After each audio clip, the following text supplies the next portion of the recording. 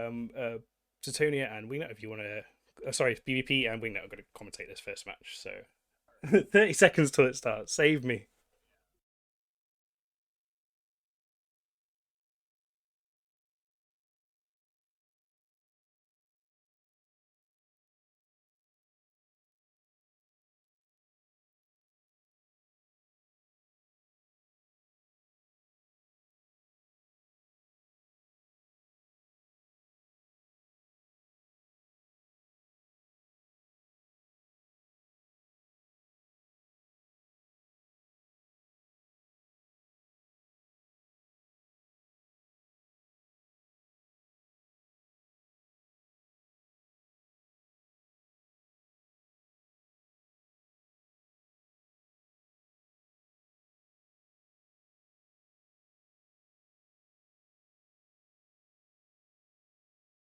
Not take long at all. There's a ton of DPS on Gren. They're not even able to break the Nighthawk on a team that pretty much there's a little bit of active reps going on. You can kind of tell by that little blue control bar there, but the Paladins are just completely dying, and Dreadbomb hasn't even broken through the Nighthawk yet. I think it's like maybe like max DPS Paladin something because they're not tanking very well. They've got two Deacons trying to keep them alive, and it's just not working. Second Paladin into low hull, and he's gone too. And you mentioned about the Cambions. I think they're like more like battle cruiser the tank, aren't they? Like, they're ridiculously tanky for what they are. They're pretty tough. They're not quite as good. Picard's about to go down in the Nighthawk, so they traded 2 battleships for their Nighthawk, but the third Paladin is just getting destroyed right now. And when that's gone, they've got no DPS left. Like they're just going to be hoping and praying that these rattlesnakes somehow boundary themselves with no props, because that's just there's nothing they can do at that point. I was kind of looking to see the Cambions go tackle like their Logi or something, but I guess they realized they didn't need it because they have so much damage. This Paladin's holding a little bit better. Modern Nighthawks are 1100 to 1400 DPS, so that is actually a significant amount of damage that went down just by taking out that Nighthawk, and it might have been enough because that Paladin is finally catching reps or keeping itself up one way or another. They do have quite good self-repping, and it looks like they might be trying to switch over to the Deacon, but we'll see. Might be a bit too late now. I think like they were really cocky when they got those 2 Paladins, and maybe, just maybe, they might have gone too far. And yeah, that Nighthawk as well. Shooting kinetic into a Paladin is not bad at all. So I'm not surprised that Nighthawk was just ripping through him. With their links off the field now, though, these rattlesnakes might struggle in about, I don't know, 30 seconds.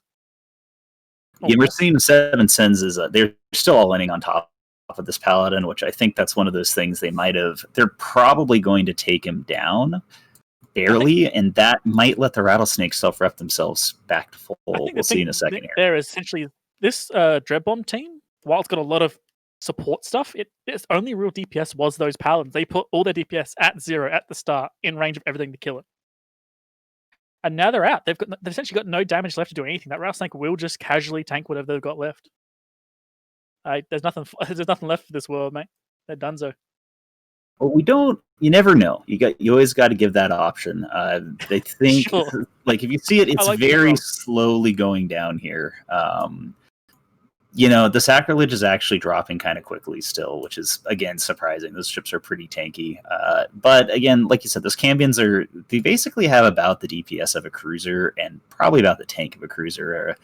So think like pre-nerf Sipples if you were around for that stupidity back in the day. Oh man, like if we could still quit those days, man. I remember 800 DPS passive tank Svipple. If the Cambions like that, then GG. It pretty much is, and you can see that they're taking the Sacrilege down right here. And I think you were right. I was trying to have hope for them, but that Rattlesnake's basically sitting at a peak recharge right there, and it hasn't really dropped at all. It's just kind of hanging out. I kind of want to know the fit. It looks like he might be shield boosting a little bit, but yeah, they have nothing. Like you're not going to kill anything with a Punisher or 2 Punishers and 2 Pontifex. I forget what someone said in chat, and I really want to say it. If they lost all the Rattlesnakes right now, the Cambions would still carry this at this point.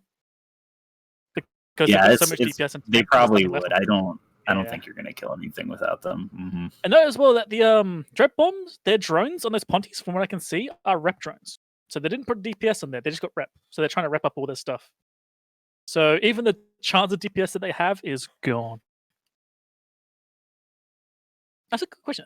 Are these Torp rattles? Hold on. They're definitely using heavy drones and rapid heavy light. Yeah, they're using rapid heavies, so that's why they were able to just crush through that paladin so fast right off the Oh, bat. I mean, I mean, 3 rapid heavy rattlesnakes, Cambion, and first Nighthawks mistake probably right there, about more 7,000 than anything, I'd DPS. say. First mistake right there, more than anything, is warping your paladins at 0. There is no reason to do that, ever. Well, like we talked about. I guess we Yeah. talked about it while we were trying to sort the stream out. It's kind of newer teams, so know. they might not You have gotta thought try these that, things at like, least our once. battleships are strong. It's like, well, they are, Yeah, but let's also think of why you're doing these things. Like, why are we bringing our paladins in at what range? The thing about the paladin is, of course, it can shoot anywhere from 0 to 100. It can pick wherever it wants to shoot. So why go at 0? This is a lesson people got to learn. Like, you got to do it at least once to learn it. Otherwise, you'll never learn it.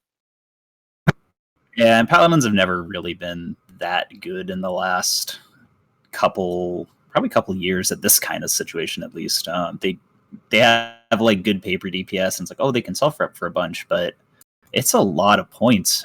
Like, it is a lot of points, and I'm sitting here thinking, like, well, if you maybe decided to do something different, like we saw a couple Baddens, which I'm not sure about that, but we saw a couple T1 battleship comps. You could have maybe fit in 1 or 2 more DPS and actually had a chance instead of having a rattlesnake. Just, Exactly. I feel like he's passive repping almost all the way back up. So Yeah, I mean, like, maybe he's a full brick rattle. you can kind of see what picking those paladins cost their comp. They've got 2 Ponties, 2 Deacons, 2 Punishers. Like, really? That seems like a lot of ships that are barely doing much. I mean, the Deacons, hell yes. The Ponties can be useful, but 2 Punishers on top of all of that? I think you've given up a bit too much just for these 3 paladins that have not done anything. As this last Punisher is now tackled, then he's not going to be here for long. Sorry, Pixie Thief, but you're now gone, brother. It's kind of cool seeing Cambions, though. I think that's the first one of these that I've seen someone bring an AT ship. I'm not really sure how effective they are, I guess. Like, it's hard to tell because they basically warped at 0, so, having a super fast, high DPS tackle frigate was not necessarily needed, but the teams are teleporting back out with Seven Sins just kind of crushing Dread Bomb with an undermanned comp, and I guess we're going to see... Now. Yeah. This kind of thing is like the ships they brought are all heavy, strong ships, so definitely the right call. Oh, we have little pictures of ourselves. That's cute. Well, I'm not on there. Oh, Uncanny Valley. One of them moved. Oh, they're all moving. I don't like this. Uncanny Valley, right? This is scary. And Aurora that's on there. It's not us. I thought they were just pictures, and then they one of them like looked at me and like, oh shit. Yeah, I didn't get around to recording you guys. Sorry, I meant to. I need to Sorry, close you it. got the 3 people there. That's all you need. If you do Wing Knight, you need to do him upside down. Yes. Oh no. Oh man, that meme's never gonna die. Oh, I like Mr. Voss. It's just practice, man. It's all good in the game. Don't go whore on crabs in the south. Just enjoy it. It's fun. It's free. I caught the last half of that match there. I had to run off and attend to something. And that looked like Seven Sins feeling an undemand comp with 2 Cambions and doing pretty well against Dread Bomb there. Yeah, I would love to see that match again if those pounds were warped in at, say, 50. Oh, so I they would came in love at to see 0. what would happen. They missed the start, Yeah. so... Yeah, they came in at 0. At 0 against Rattlesnakes that came in at 10. Well, the rattlesnakes can project pretty far though, right? With rapid heavies, they still have a range of like 62 kilometers or so. Oh, for sure. But I was hoping the Pounds could maybe try and get like some shots onto the Cambions, or even get better shots onto the Nighthawk at range, Like trying to apply large lasers at point blank is not a fun experience. This is the second week we've been having these opens on Thunderdome, which means the second week we've seen teams bringing these wildcard comps with these AT ships. So BBP, I don't know if you watched any of the matches last week, but we saw a whole variety of wildcard comps with there was some Cambions, there was some Atanas, there was some Malices, I believe. I can't remember if we saw Rabisu. It was mainly shield based last week. So Tony, you weren't on, but I'm sure you've had a thought about what ships you think are going to be super powerful in this wildcard slot. Do you have any to share? Oh, I definitely think the Cambions are pretty strong. I think I actually caught like a little part of last week's tune. I think a team bought 2 Whip Towers, and those look pretty strong for the points too, because they're technically interceptors. They only cost 2 points, and you can bring 2 of them, and they're really cheap, and they're basically like half-priced worms that are stronger worms. And then BBP used to be with NC Dot, of course, known for just throwing their wallet at tournaments and bringing as many prize ships as they could possibly fit in, and then losing half of them. What do you think about cruiser versus 2 frigates? What's your opinion there? Yeah, I'm kind of, so I think Cambions are going to be good. I'm always worried about, like, it's one of those things. So since we're not on the real server, quote unquote, you get a lot more options. Like, I would never personally bring a Whiptail into an AT match because, like you said, they're like 100 billion-ish ships, and they kind of can get swatted. I mean, I was, joking about basically any T3 destroyer can tackle and kill a Whiptail if the pilot screws up and the Whiptail dies. So I would never bring it, but because of the situation of this, when you can bring 2 and it's like, okay, who cares if it dies? It makes it a little more interesting. You might see things like Virtuosos, which are the super bombers. I could see some of the, Malices are still just disgusting as an armor tackle. Cambions are so good. Cruiser-wise, I mean, I like Fiends. They're super cute. I think that's maybe one of the only ones I would say is a really, really, really good in modern meta AT ship. Because something that I was actually thinking about a little bit ago when you were talking, it used to be Etanas and Rabisus were like, that's the AT ship that you bring, especially Rabisus. And I think that in modern EVE, we've kind of had everybody's DPS scale up a little bit, power creep. And I think the Etana might have actually fallen behind. They're really not that much more tanky than, say like a Basilisk. And if you think of the days of the Tinker, and then think of people trying to tinker with Etanas. I've killed 4 of them in the AT now with people trying to tinker with Etanas, and they just die so fast nowadays. So it's an interesting thought line, to be honest, that I hadn't really considered, is the DPS creep affecting it that way. I mean, when we came up with this wildcard rule, we were expected to see Rabisus and Etanas being probably some of the more popular ships, but you reckon it's going to be things like Cambions and maybe Fiends instead? Because obviously you have to declare your wildcard ship in advance of the tournament. You can't change it. So you think that we're not going to see that many Rabisus then? I don't know about the Rabisu. So the thing with the Rabisu is it works with, because in the AT you could do a flagship with a Rabisu, and it basically gave you the ability to bypass 2 bans if you were willing to say throw your wallet at a match. With this specific case, as we kind of saw with the Cambions, and I'd love to see the damage, but I would say, and Satonia is definitely going to know more about this, but I feel like they can do about 400 or 500 DPS. Oh yeah, especially and also go really fast. The rage missiles, right? Rage rockets. Yeah. So they do a ton of DPS. They go really fast. They tank like crazy.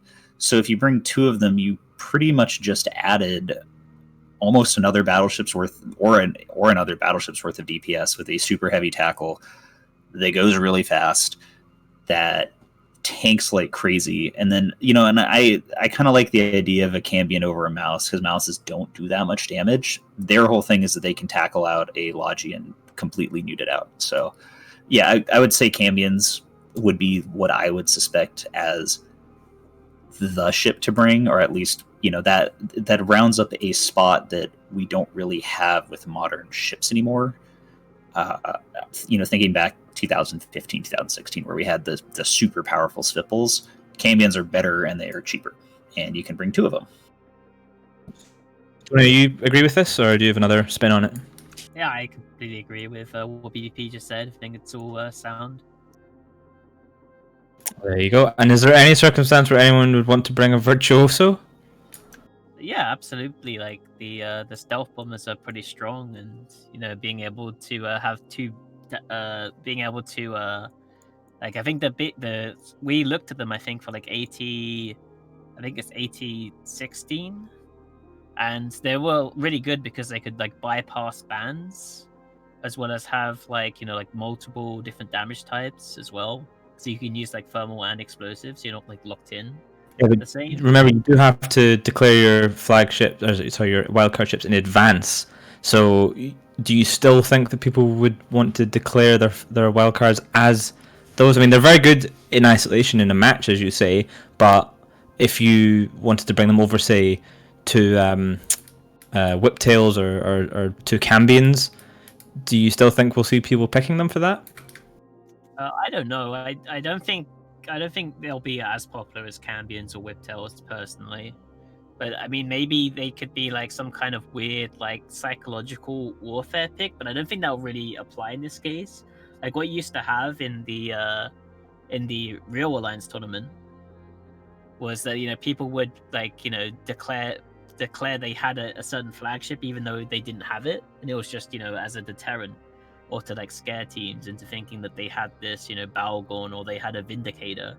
And if you declare, a Vindicator being your flagship, maybe you're a bit more hesitant on going to 0 on a setup that you want to take to 0. In the same way, like maybe you could declare like 2 Virtuosos to like try and dissuade people from flying battleship heavy comps.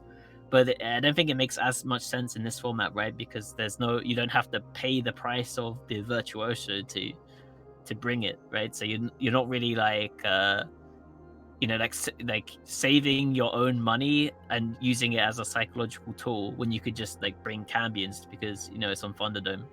Yeah. I will say that as well. Like I like the idea, but you can also take that same idea and go, well, now I can bring a Virtuoso, so that psychological impact is kind of more amplified because you actually know that team can bring that ship. So I feel like it might have that what you're saying there might still be a thing here as well. So I think those are all very interesting points. Now I've just looked at in game and I see that we have teams. They've been moved into local, and one team is starting to land on grid. So we can start to hand over to the arena pretty soon. This next match is going to be Honourable Third Party and going up against Odin's Call. Honourable Third Party, of course. I think they're essentially flying as part of Wrecking Crew in this tournament. Someone will correct me if I'm wrong there, but I do believe they're swapping some members around to form this team. And Odin's Call, a wormhole group. So yeah, let's hand over to the arena and let's have a look at what they've brought. Yeah, I can tell just by looking at the names that they're definitely flying as part of Wrecking Crew, because some of these guys are basically in solo low set corps where they live in a single system in part of the general Wrecking Crew area. So, but HCP is most of them from. I used to fly with these guys a lot back when I was more active. Yeah, they got a pretty cool setup coming in, but I don't want to give it away until the screen changes because it's not as exciting. And also, only one team's on the grid right now. Yeah, that's true. I mean, I remember watching John Dree's videos years ago. He's got a very satisfying voice, so I hope he does some more videos. Maybe we can get him to do some AT casting at some point with that dulcet tone. Now, one of the wildcard ships that we spoke about previously, I see the second team is now warping, so I feel like it's safe to talk now. We have an Etana on grid, so it'd be very interesting to see what happens here, because BBP, you were saying that the Etana doesn't fare so well against the higher DPS that we see in EVE Online these days. So you think this Etana, is it a mistake, or do you think that this comp would be just fine with, say, a Basilisk instead?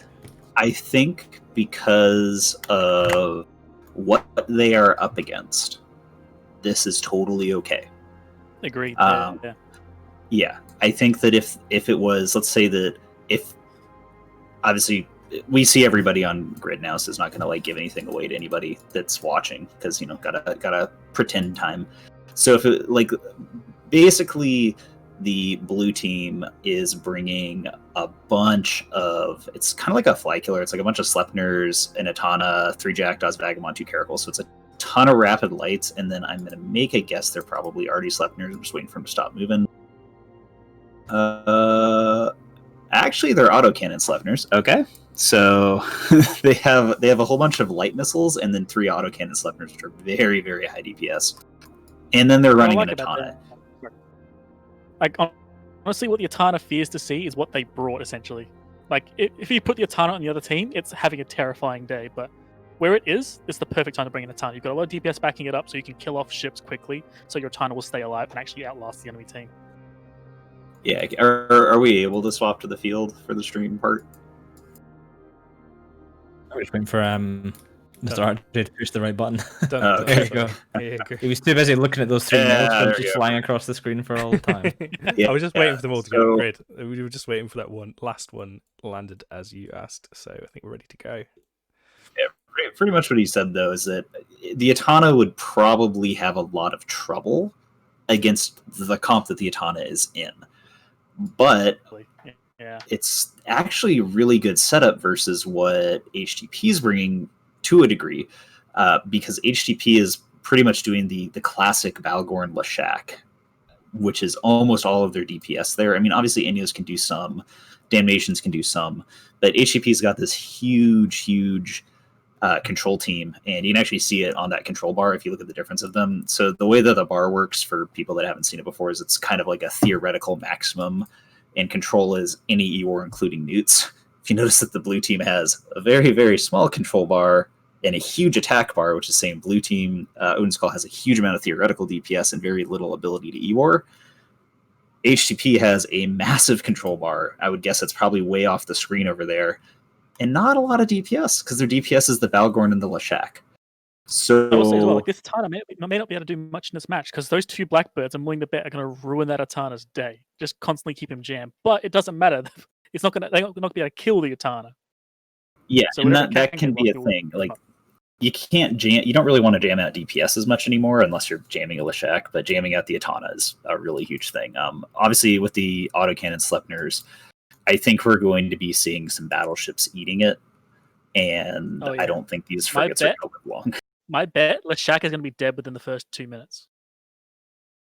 They're just going to melt that one real DPS boat and just delete it. They also might just remove tackle as well. Like those Jackdaws can ruin those Deacons. But match is underway. Let's go. Yep. I've seen the Sleipnirs just burning in at high speed. See what they pick. Oh, I turn my Atana is brackets being off. jammed out and neutered. Potentially, it's definitely being neuted. The only thing is we don't know if it's jammed or not, unless we see it not repping. But they are going right on that Balgorn, which is definitely a good call. Oh, that Blackbird's actually dying really fast. It's probably eating massive amounts of rapid lights. I don't think the reps are going to catch in time. Deacon reps are very short range. They slowed it down, but there's one Blackbird down already for HTP, and nothing has been done besides some tackle on Odin's Call. Yeah, we've got Vagabond being tackled down, Atana being tackled down. Both Atana and Vagabond were being jammed, but now it's just the Atana, which means I believe all the Blackbird jams are on it. So he may be jammed, he may not. It doesn't really matter at the moment. Well, he's not going to be anymore because the second Blackbird just ate it. The Vagabond is actually taking quite a bit of damage, but we are seeing them doing what Vagabonds are known to do, even though they're not as common anymore, and just boosting itself through all of it. And Atana rep output is really high. They do have some EC drones on it, but it is still having absolutely no trouble keeping that Vagabond up. And the Balgorn is taking a massive amount of damage now from all of those autocannon Sleipnirs. Yeah, I think pretty much everyone might be targeting that Balgorn now. I'm seeing a bit of damage onto one of the Deacons, but he's happily holding. But that Balgorn is now going low armor, and he's hitting a hull now. He's not long for this world. Vagabond did actually bounce into low shield for a moment there, but that Atana keeping him up alive. He's good. They're trying with the Balgorn. I'm not sure it's gonna go down most likely. I don't think they're gonna be able to keep it up just with two Deacons. Deacons are not particularly strong.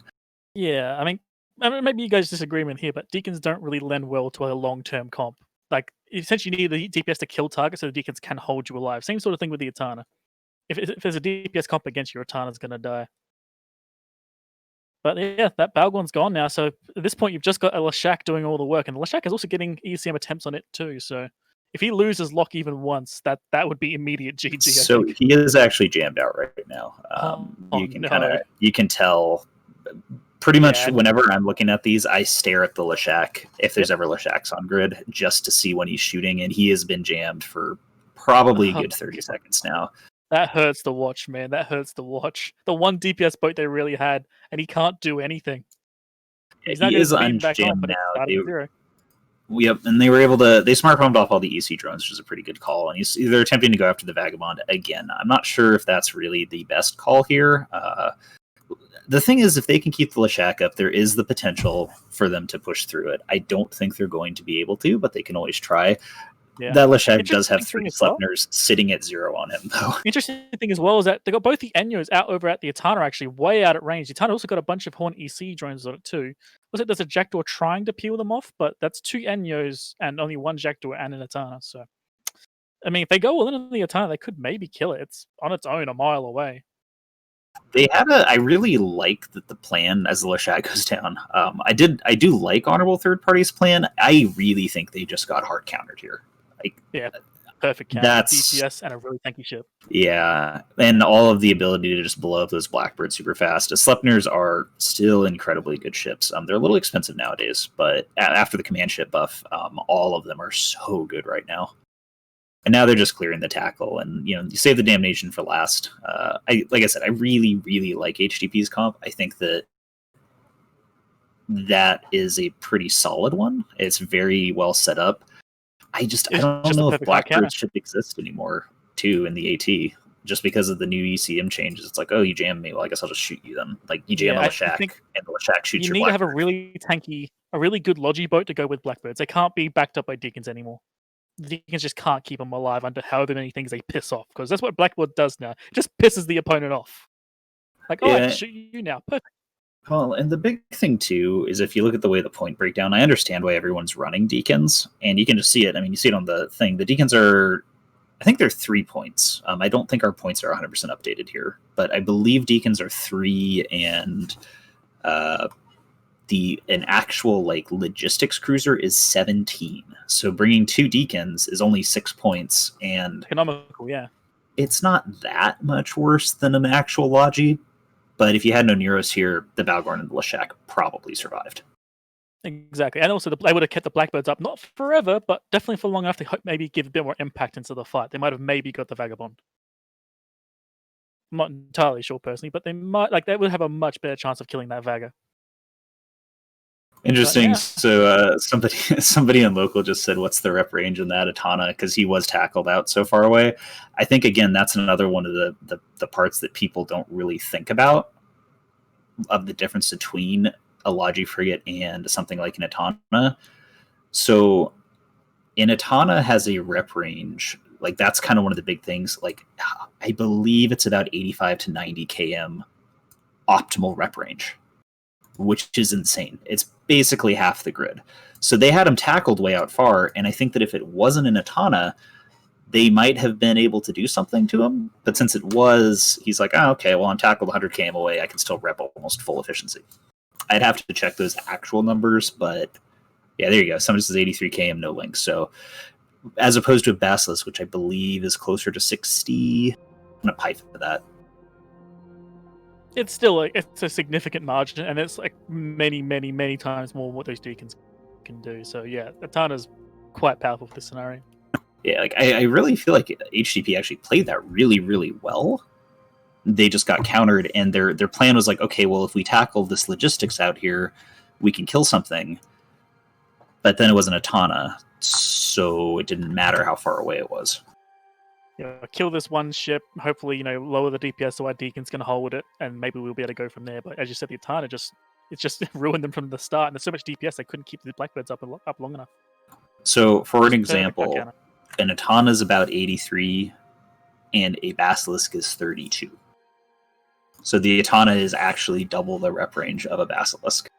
So in this specific case, if you can keep it away from everybody, it can rep from pretty much halfway across the entire arena, which is really, really powerful. Out of curiosity, what's the Scimitar rep at? Googling it. Scimitars are pretty showing. That's a dumb fit. Scimitar, it's about the same as a Basilisk. Yeah. Fair enough. There you go. So that Yeah. was Odin's Call taking the win over on with our party there, with the Etana, as you say, providing some good long-range logistics, and in this case, HDP's girthy control bar was not enough to lock down that blue team there. Now, one of the things I want to talk about briefly is Leshaks. So the way we've done the rules for this Alliance Open is you can bring 3 of any ship size. So 3 battleships, fine, 3 destroyers, fine, whatever. Logistics ships are exempt from that, so you can bring 3 cruisers plus a logistics cruiser. precursor ships, because they're the enemy of Edencom, and Edencom have very kindly offered to sponsor this tournament, have been increased in points value. That means a Leshak is 25 points. So if you were to bring, say, 3 Leshaks, that would be 75 points, 3/4 of your points. Leshak is powerful, obviously. Wingnut, I'm going to ask you this one. So Leshaks are obviously very powerful. Do you think that even for 25 points, there's still value? And how many Leshaks can you bring before it starts to become just too many points? I mean, I can answer that last bit first. 1, as far as I'm concerned, because half your team essentially into one ship is just no way in the world. They have some value though. I mean, you can put so many things on that damn ship while putting out like 2,000 DPS. They have a lot of potential, a lot of like capability. Like 3-4 Newt, Smart Bomb, good old Drone Bay. They're definitely worth having, but kind of a question of they can't be the only thing in your comp. So having 1 or 2 of them, having 2 of them is just not worth, in my opinion. Yeah, and what about so on the flip side, obviously Triglavian ships have been increasing points, but the Edencom ships have been reduced in points. It's nothing to do with the fact that they're a little bit garbage, and purely to do with the fact that they're sponsoring the tournament. But would you bring, say, a couple of Thunderchilds at 19 points each? No. Oh well, what a shame. If only, I mean, their ammo is cool. Sounds cool. So they've got that, which is nice. I might be wrong. Have we seen a battleship? I don't think we've seen a Thunderchild yet. We've seen a couple of, because the frigates are very useful as a small tackle because they're like 1 point, and I think we've seen a few people bring them but not even fit the gun because they're just max tanking them and using them for tackle, which is interesting. And we've seen a couple of cruisers, but we've yet to see a Thunderchild. I've seen them. There was a Reddit thread a week or 2 ago where someone's figured out a really good use for the cruiser in terms of farming Abyssal. I haven't tried it myself yet, but it looked pretty fun for what he was doing. I'm not surprised someone's figured out a way to farm with them, to be honest. It's just basically how EVE Online players do things. Something new is in the game. How do we farm with this? So Tony, have you done it? I know you've done like sacrileges and stuff in Abyssal Station before. Yeah, I used to run like a lot of tier 5s in a sacrilege. I've run some tier 6s on Sissy in the sacrilege, and it worked out fine. But I've never used like the Thunderchild for doing the electrical filament farming. It looks really fun though. Right. So BBP. Hello. This new rule we've got with 3 of any size. Do you think that's I'm going to see some massive shift from the previous AT metas? Like, how do you like this rule? I think the thing that's causing the changes is the points more so than the rule, and then the updates. Because something to remember is we've had 2 years of updates to the game. And I'm sure there's some joke you could make there, which I'm not going to, but everyone knows what I'm saying. 2 years of updates, right? But the changing the points on everything, and the fact that some of the ships have been buffed, some of the ships have been nerfed, some things have been changed completely. We have some new stuff in the game. I think that that's what's more likely than saying, oh, well, you can only bring, every ship has to be different, or, oh, you can only bring 3 of the same ship type or whatever. I think that's what is changing stuff. If you look at a good example is what HTTP's team there was. So during AT16, that team right there would be 3 battleships, and it would still probably have an actual Logi cruiser, just because that's the way the points worked out back then. Nowadays, if you bring 3 battleships and a Logi cruiser, you're probably hitting close to 84, 85 points, which means you're going to more likely than not have to bring an underman setup, which is bad, generally.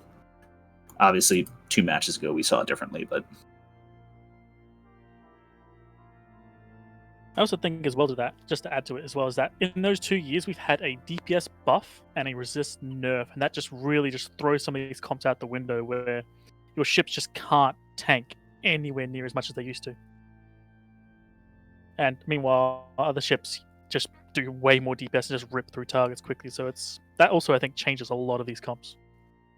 So I'm just waiting for the teams to warp into the arena, but I think this match is going to be very interesting and very related to something we've just been talking about. Yeah, which is very convenient. It's almost like they heard you and quickly adjusted. They're like, Yeah. guys. And these are the guys that I kind of half root for too. So of course they're doing this to troll me. I'm willing to. I need to go message Darren because I know he's put his hands in this pie. Well, while we're waiting for them, a couple other questions.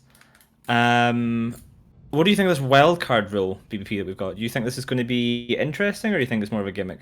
So I got two opinions on it.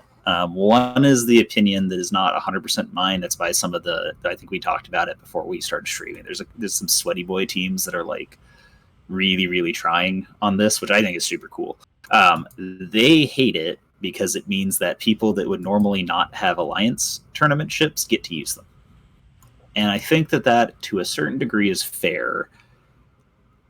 That, on the one hand, it's like, well, everyone should have access, haha. And it's like, on the other hand, just spend money. So, okay. I get why some people are not happy about it. I think it's kind of cool because it also, though, lets some of these teams that, let's be real, your first time going into the Alliance tournament, some of these teams barely have enough money to even get the Plex together to apply for it, right? Some teams don't even have the money to, I'm trying to remember, I think the first time Brave newbies went into the AT, they had to take a loan out to buy the ships for one of their matches because they didn't think they were going to make it past the first two matches. So they had 2 comps and they're like, cool, that's it, we're ready. So it's good that it gives people an opportunity to use cool stuff. Right. Also, We'll come back to this. We'll come back to this after the match. But yeah, so Triple Leshak. So someone listened to exactly what I was saying and brought 3 Leshaks, a Rook, an Executor, and a Hound going into Rabisu. So predictions here, Suetonia, what's going to happen? There are 3 Blackbirds on the enemy team, so those Leshaks are not going to be able to spool up on the same Blackbird. And with a Rabisu reps, I wonder if he'll be able to keep up a lot of those Blackbirds and waste a lot of time with that Vindicator burning in. Hopefully he can do a lot of DPS, maybe get down the Rook or one of the Leshaks before the Leshaks can start to spool up all together on the Vindi or the Abso or the high value targets that they have, like the Rabisu. As well, so they got 1 Rook on the opposing team with the Leshaks, and the problem is the Rooks can't even counter jam the Blackbirds because the Blackbirds will see that and then just super jam the Rook essentially. So I feel like that Rook might not be having the best of days today. But yeah, match is starting now. Yay! I want to see what goes on here. I want to see how this goes. 3 Leshaks, what? And they're going immediately for that Rook. Immediately for the Rook. Rook is going straight through shields, going towards armor now. Lucky he's got an exec trying to back him up. One of the Leshaks is AFK, which is okay. He just started moving, but they're all trying to shoot the Vindicator that's burning straight in. Which terrible call. We better apply full DPS. Terrible call. 2 of the Leshaks just got jammed. So they need to switch immediately and just start killing Blackbirds because the cool thing about Leshaks is they have such long range. They can actually just pop this Blackbird. If every Leshak picked a Blackbird and killed it, they'd probably be able to finish him off. The Rook is dying really, really fast, and he's gone. And that's the only real defensive jams there. That Rook was the one thing they really had. I see Leshak being webbed, another Leshak being scrammed, not going anywhere. Yeah, they got to try and either kill the Vindi or kill a Blackbird. Pick one and start picking on it. And I can say for 100% that Executor on 7 Cents team has been jammed the entire time. I'm just watching him fly around in circles, not using any reps, which is pretty cool. I know that feeling. T2 drones aren't allowed, right? Because they were only using Ogre once. It's making me sick. Yeah, T2 drones aren't allowed. Fair enough. So one of the Leshaks is going to go down there.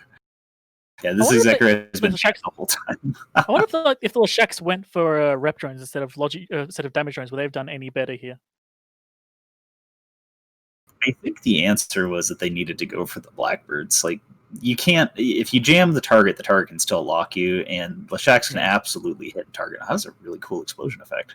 I have not seen that before. Triglavian's got They're pretty good looking. That looks sick. I didn't realize that. That was pretty cool. The Executor still has not got any reps off, by the way. It's just sitting there jammed.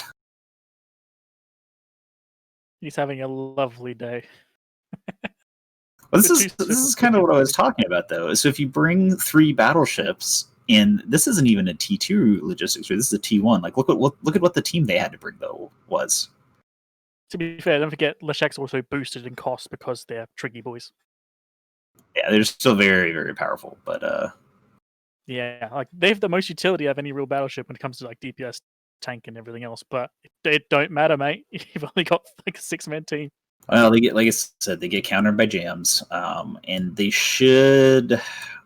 The Blackbird positioning is crazy good. If you look at it, they're about as far away. You know, they're sitting about 80 km, 70 to 80, because the Leshaks are basically right on top of us. So the Blackbirds are sitting pretty far away. I think they're far enough away that if they were being shot, they'd be able to get out of range or stay in range of the Rabisu, because Rabisu's, I guess we didn't really talk about it, but Rabisu's are very, very good spaceships. Oh yeah, and he's sitting in the right position too to wrap up the boys up close and keep the Blackbirds alive if they need it. So yeah, absolutely well played by Dog Workers here. 3 Leshaks. I said 2 was too many, and they brought a 3rd one just to try and show me up or something. It didn't work, boys. You're not going to do anything with that. You have to clear the Blackbirds.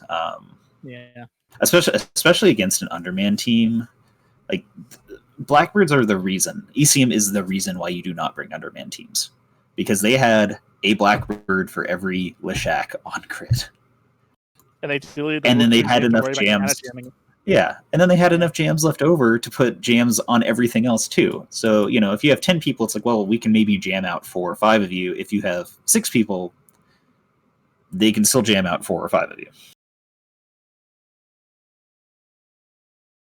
Yeah, one of the problems with Underman comps is if you come up against a team that has that amount of jamming power on the opposite side, then you're kind of a little bit shafted, because I think each one of those Blackbirds, in theory, could jam out the entire team. Is that right? Can they fit 6 jams, or is it 5?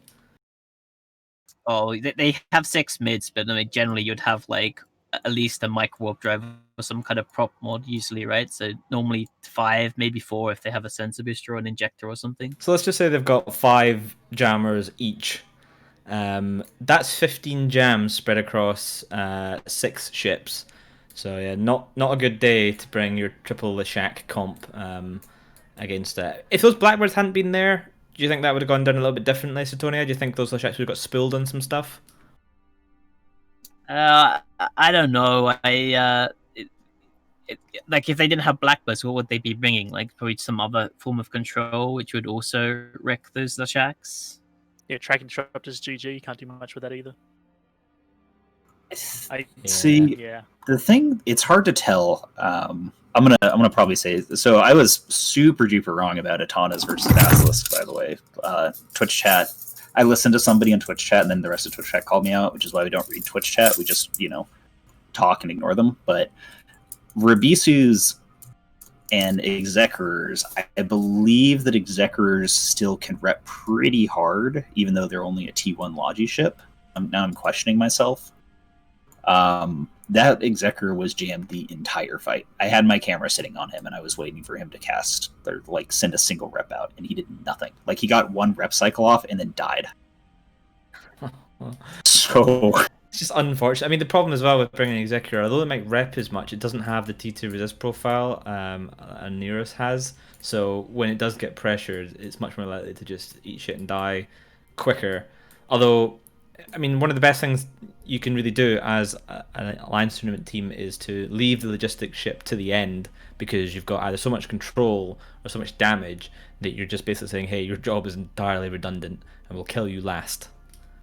I must say that triple Blackbird for 15 points is actually pretty strong. I think it's the first time we've seen that. We've seen the odd 1 or 2 Blackbirds, but getting that many jams out of 15 points, especially in an armor set, that's pretty cool.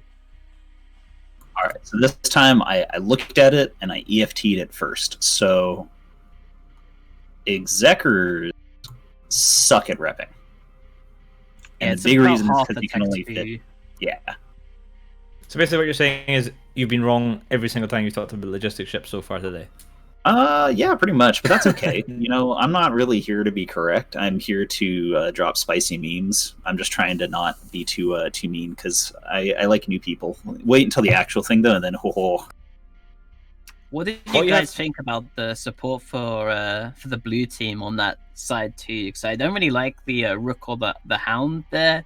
Like we're bringing an underman setup, but that Hound could have been, like free. It could have been like more ships, right? I think they would have been better off with like a hyena, for example, and instead of the rook, maybe something else with webs, because the problem with the shacks is, yeah, they're great because they do a lot of damage, but if you can't track or you're jammed or you can't get near whatever you're trying to shoot, then they're kind of redundant.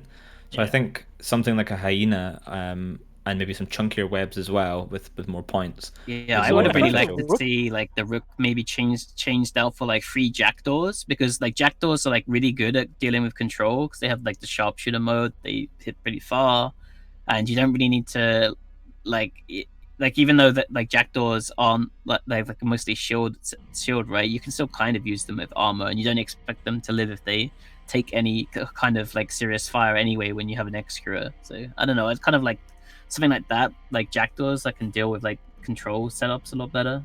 Yeah, so my suspicion is Seven Sins tonight couldn't field full teams because the first match they brought an undermanned comp as well, and they had a bit more success with that one. So I suspect they're testing some undermanned comps here because they don't have the numbers. So yeah, maybe you could swap a rook for like a couple of jackdaws, but if you don't have the pilots, then that becomes a lot more difficult. So the thing I think here as well, like if it wasn't against a triple Blackbird comp, that Rook probably wouldn't be too bad because they could jam out particular ships or try and like eliminate certain ships from the fight in a way. So having that as an undermanned comp doesn't particularly hurt, but they came against the perfect counter is having 3 Blackbirds that would just keep that Rook turned off, or at least the Rook locked onto those Blackbirds as well. So There there was are no no reason bans, right, in these opens? Because No. like presumably in the real tournament they have 3 blind bans, so they could ban Blackbirds and bring this comp. I think Blackbird's Yeah. going to be a popular ban. Leshak's going to be a popular ban.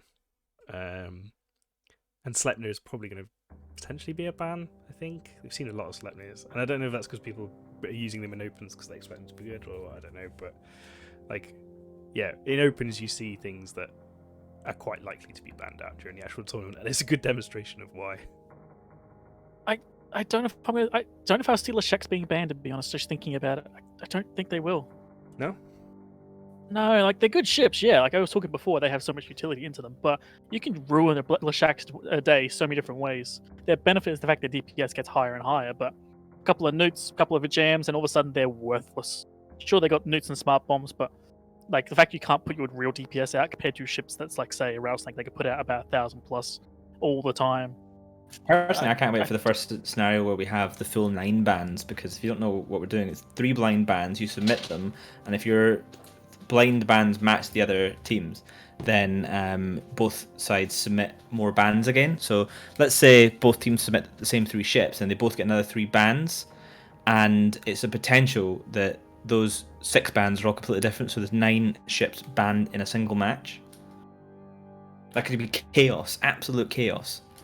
Well, at that point, you can ban stuff out to make a Leshak good again. Like I still think Leshak is the best tournament battleship, but it's I do as harder well, but to the work cost. around now. Yeah, Yeah. it's 25 points, which is a fourth of your team, and you could do something like, okay, well, we're going to ban out, like, I guess you could ban a Blackbird Rook and I don't know, pick something else, like ban like a curse or something, and then field a Leshak, and then hope that they don't run something like we saw earlier today where they had 9,000 DPS worth of battleships and a Nighthawk on grid, which you're not going to live through unless you have a Rabisu.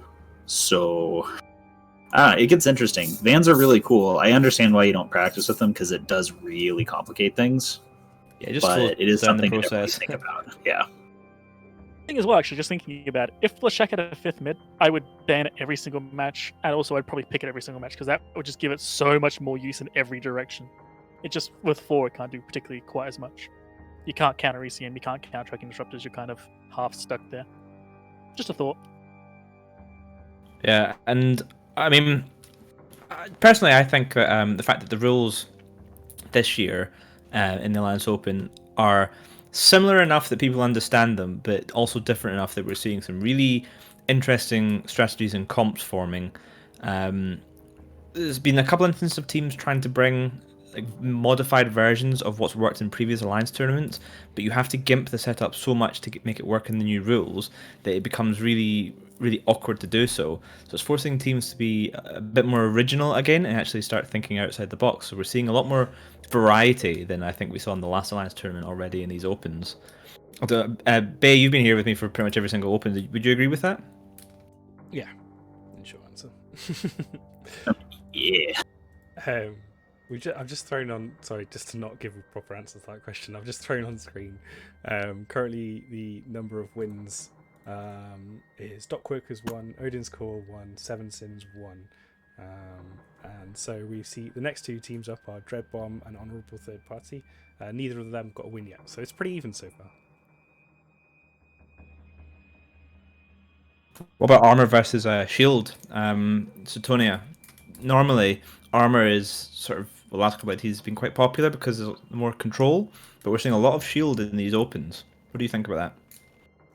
Yeah, I think Shield has like a bit more of an advantage thanks to like the surgical strike changes. Like damage is a lot higher now, and obviously Shield ships can take advantage of that by having like more damage mods in their lows. They're also faster, and they also have like generally Shield ships have better resistances, but so they're like a little easier to kind of keep alive, and then they're also putting out more DPS at the same time, and they're also faster. So like, you know, with the surgical strike changes, it seems like rush setups are quite a bit stronger, but control setups are also pretty strong too. So yeah, it's really interesting. Yeah, like between the resist nerf and the DPS buff, I think Shield probably got a good kick in the balls in terms of DPS. Like they're just a lot better now. I mean, last week we saw something like the first 3 or 4 matches were just all shield versus shield, but this week we've seen a lot more armor coming out, and as I say that, there's like 2 more armor comps coming in right now, so armor versus armor. Spoiler alert. Yeah, spoiler. But I mean, I'm sitting in the center of the arena, and a whole bunch of ships has landed right next to me, which is exciting. Oh, I love that feeling, man. Like the last match being surrounded by Leshaks at the start, I was like, oh baby, this is a match meant for me. And we need to make sure we're hydrated. Twitch chat is reminding us to drink the water. I should probably do that, but coffee instead of water. Someone got the meme. Beer instead of water.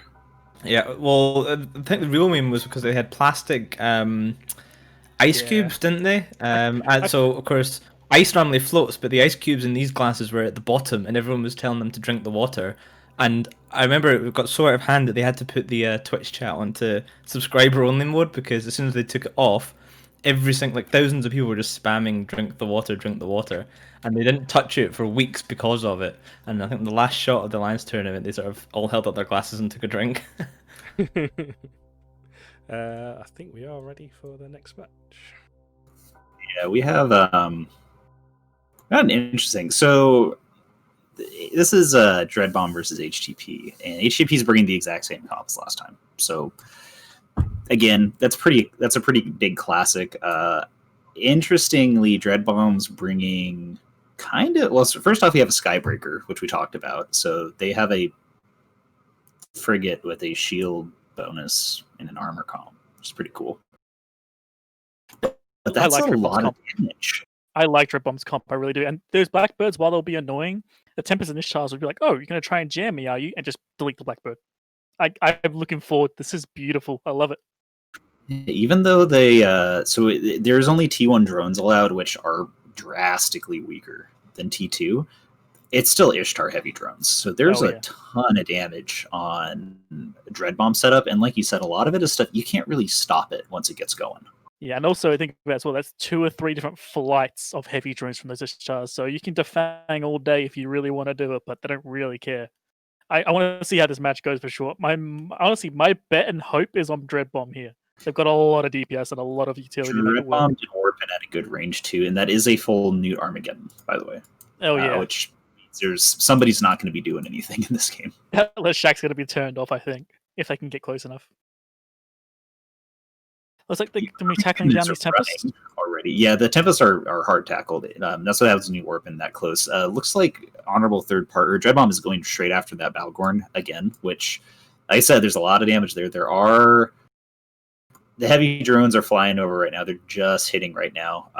So there should be something pretty cool here happening. But that Tempest is taking a ton of damage, and it is a T1 battleship that is armor fit, and it is a T1 battleship with not a particularly good resist profile. Yeah, and those Deacons are taking newts as well as ECM attempts, so that Tempest is just going to be almost relying on himself at the moment, whatever self-rep he's got. And Going low. they haven't shut the Leshak off yet, and that guy's starting to spool up and do some serious damage. You can actually kind of see the attack bar on HTP slowly increase as that Leshak gets going. They're trying to nuke him out. Oh yeah, every single nuke from that Armageddon is on that Leshak. They're trying to shut him down before they lose that Tempest, and I don't think they're going to be able to. There's still a lot of cap and a lot of cap boosters to go through before you get them. And as everyone says, 3200s are OP. He can keep that going. At least maybe not full spool, but enough to keep him going. All right, They they shut him off. They shut him off. So we might see the Tempest come back here. Yep. I think they caught him like the last hit. Yeah. Rep. Come on, brother. You need to stay alive. They're trying to get rid of these Blackbirds as well. Blackbird is starting to slowly go through his armor.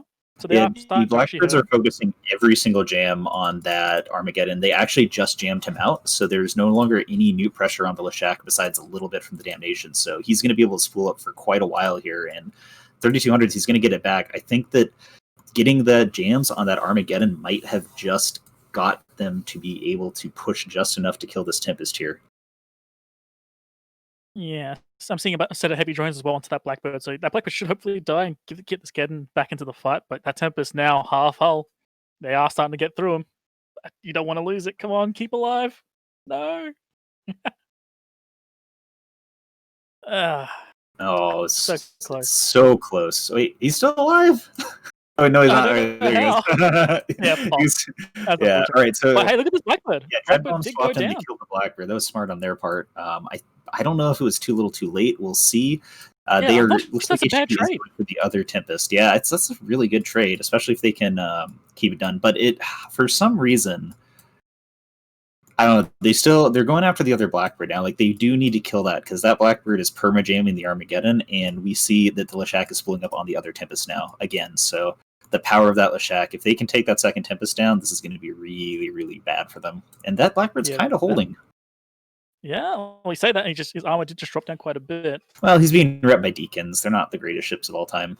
He does have a bunch of heavy, they're Warrior ones. Never mind. I was like, oh, he's got heavy drones on him. He's like, no, he's got Warriors. He does have heavy drones on him as well. Yeah. Just trying to recall with Praetors, what's he putting him on? Is he going to go for the curse? We might actually have a situation of him pulling his drones a little bit early. And he should have kept them on the Blackbird, and the Blackbird is actually catching. I'm almost positive he pulled his drones a little early. Yeah, I was pulling his drones to fight this curse instead. The curse is going low, but I would not really care at the moment. Yeah, the curse isn't what's saving anybody here. The curse is kind of, obviously newts are pretty powerful, but they're not going to be the thing that makes or breaks this. The curse probably has his Deacons neuted pretty hard. In fact, I'm almost positive he has them completely neuted out. But again, other Tempest goes down. They weren't able to keep the Leshak off him. If they can bring the curse down, they might have a chance to bounce back here. But I think this Leshak is just going to start eating either the Pontifexes or the Deacons. We'll see what it goes for. Or possibly the Geddon, but he wants to try and avoid that fate. Going after he's shooting at the Deacon right now. Also, I'm not entirely sure why that picked. Yeah, the Deacon's a little close. Yeah, I feel like the Deacon's probably the least threat for him because they've already been neuted out almost permanently by that curse and tackled so hard they can't move. So he could probably just leave and go elsewhere if he wasn't scrammed by something. Yeah, I really think the Deacon's a really poor choice here.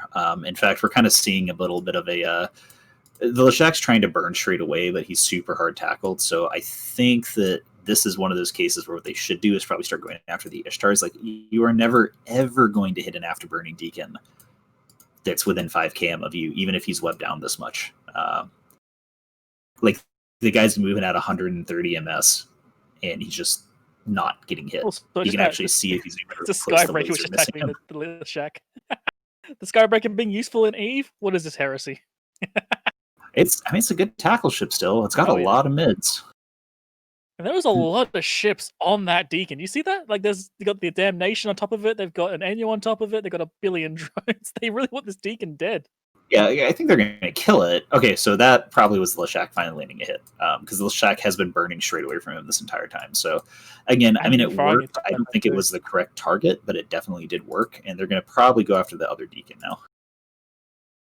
Interesting idea as well, because obviously the Leshak, while he's firing, will be spooling up even when he's missing, I'm pretty sure. So Yeah. he's just been sitting there spooling up, and all it takes is a single hit of max spool, just deletes it in one Well, shot. and now he's far enough away that he's definitely applying. Like you see the chunks of the Leshak damage taking on the Deacon. So that one went down way faster. I mean, that's transversal for you. That's how it works. So and nobody to rep you anymore. So GG, but and they still can't kill anything else. I think at this point that team's falling apart. They haven't been able to kill the Blackbird. They haven't killed any of the Deacons. They haven't even killed anything after that first Blackbird. This is just going to fall apart now. That control bar is max. Yeah, it's basically cleanup at this point. I mean, this is the difference though between being able to control a Shack and not. It still is one of the best battleships in the game, even though it's stupid high amount of points. It's tons and tons of damage. Yeah, maybe through that battle, they looked like they had the opportunity to keep that Leshak essentially turned off and useless through all the neuting power.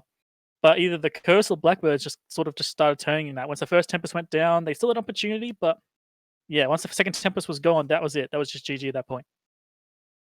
Well, they really did. Like, there is a moment there where I think they could have got the second Blackbird, and I'm almost positive. You know, you said you're like, oh, the drones are getting pulled. I think they pulled drones early, and they thought they had him. Or they thought that they couldn't get him, which is like the reverse. They thought they weren't going to break him. But they totally were. I think they just were like, oh, what do we do? Help, it's not working. Yeah. It's one of those like small moments where you make one mistake. They shift R by accident and automatically recall your drones rather than leaving them on the Blackbird. Not sure, but as you said, let that get until last because they don't care about it anymore. Like, so what? You're nuding me. I killed all the big ships. The Geddon also, I watched it happen. It was kind of cool. So the Geddon was jammed out by the Blackbird, and when he came back on, I'm almost positive the guy just like took his hand and smashed it on his F buttons, and cycled every nude at the same time. Yeah. The problem with that is by doing that, it's like, oh, cool, you dead cap my Leshak. I'm just going to hit my cap booster, and now I have 24 seconds to spool up before they spool again. So, might have just been like under the pressure. He was like, what do I do? Yeah. We can't really tell if he did do that, but it does feel like that's what happened. Or maybe what I think might be happening as well is because that Geddon's been getting neutered the entire fight. I'm wondering if the Curse was actually ruining his capacitor most of this fight. So or the Balgorn. We didn't talk about Balgorn. Actually, you're right. Yeah, he does exist. I forgot the Balgorn existed. There's a Balgorn. By the way, guys, it is a gun Balgorn, which is not anywhere near as scary, especially depending on how their nuke rack setup is. But gun Balgorn using Scorch, missing all his shots as he MWDs and transversals himself. I wonder if that was the reason why they changed over to the Curse, because those newts were just keeping the Geddon from actually doing his job of keeping Leshak out the fight. So they did try and kill that Curse, so maybe they were trying to remove newts to give the Armageddon a bit more of a chance. Either way, obviously did not quite work, as first Ishtar's down, second Ishtar's in low armor, Ponty's almost in hull. Yeah, I'm almost positive that the Curse was actually neuting the Deacons out. Curse newts on a Deacon because they're medium newts, so they pretty much will dead cap it with a single newt every 12 seconds. I guess in theory you could have an Armageddon newt the Deacon, but just heavy newt cycles like, okay, yeah, you wiped out its entire capacitor, and then 24 seconds later you can do it again, which isn't really optimal. So I think they swapped to the Curse because the Curse was he had the Deacons neuted out. Like I said, they had a good shot. This is, interestingly enough, so this is HTP's same team comp, and I think we see the difference of versus that huge crazy control comp that they went up against and they got destroyed by, versus kind of a little bit more of an interesting one. But you let an uncontrolled Leshak have its way with everything within 50 km of you, and you're dead. Yeah, I think the one mistake call that I saw, and I think someone said in chat, I do agree with, they tried to primary the Balgorn. There's no real point. The Leshak went down, or the Blackbirds went down, they could have controlled that Leshak easily, or the Balgorn. Like, the Balgorn's a good ship. I really don't feel like that's kind of that's not really primary material there. It's just too tanky. I'm just going to jump in quickly and say that the match ended there, and the Skybreaker did survive to the end of the match. He was killed after the time had run out. That means that the only surviving ship was an Edencom ship, thus proving the strength and power of Edencom in this tournament. Thank you for the money, Edencom. Go Edencom. Do I get a free skin or 12 for being here? I don't know. I think you just get a pat in the back and a well done. Hell yeah, dude! I love pat in the back. Any prize money you would have got was taken away after your logistics cruiser insights. Oh, that's okay. I'm cool with that. Right, so who was that? That was Dreadbomb losing there to HTP, as Wingnut and BBP so eloquently stated. That was, I think, the first match we've seen in the last couple of weeks go to time, which is good. It looked like it could have gone either way for quite a while. Could Dreadbomb have done anything different there? BBP. Yeah, I think the plan going after the curse was good. I was reading Twitch chat, which I shouldn't do, but I do agree. Like going after the curse or either the Blackbirds or the curses first was the move there. Curses are so good. They've always been so good, and they still kind of die pretty fast. Yeah, at the end of the day, it's a recon cruiser. You're not got a lot of low slots. You can take it down. Going after the Balgorn, I mean, I'm not sure how it was fit. I'm guessing it was probably pretty heavy tanked. You're not going to take that down very quickly. On my end, like there's two ways you can look at it there. They need to kill DPS or kill the things that are ruining their DPS. So the Blackbird's turning off again, and maybe you turning off the Tempest on occasion. That's one of your first primaries. It's gotta go. The alternative is just primarying the Leshak with everything you have. You have 2 Tempests, you have 2 Ishtars, you've got Armageddon that can Nudat Deacons, and maybe even Leshak's personal tank. They could maybe just rip through the Leshak, kill the 1 DPS boat that they had, and then just go from there. Going for the Balgorn was not the right call in any world. Even if you killed it, what have you really done? You removed a bit of web, you've removed some newts. You know it's got guns, so its damage, its newting power is not that great. So you've picked the hardest thing to kill for the least benefit. I don't think you're ever going to kill a Leshak with their setup. Specifically. Like if you're going to go for something big, though, I would go for the Leshak every time over the Balgorn there, you know what I mean? The problem with the Leshak, though, is it has like a lot of utility highs, right? So it's very likely going to have smart bombs, and when you have like a lot of DPS on Pontis and Ishtars and the Geddon, right, you're probably going to lose like at least one full flight of heavies like trying to kill it. Yeah, I mean the Ishtars can lose 1 flight of heavies without caring. They have got 2 or 3. But I do agree, like it would be a costly endeavor to remove the Leshak. But if you're going to go for a battleship, I would go for the Leshak over that Balgorn any time.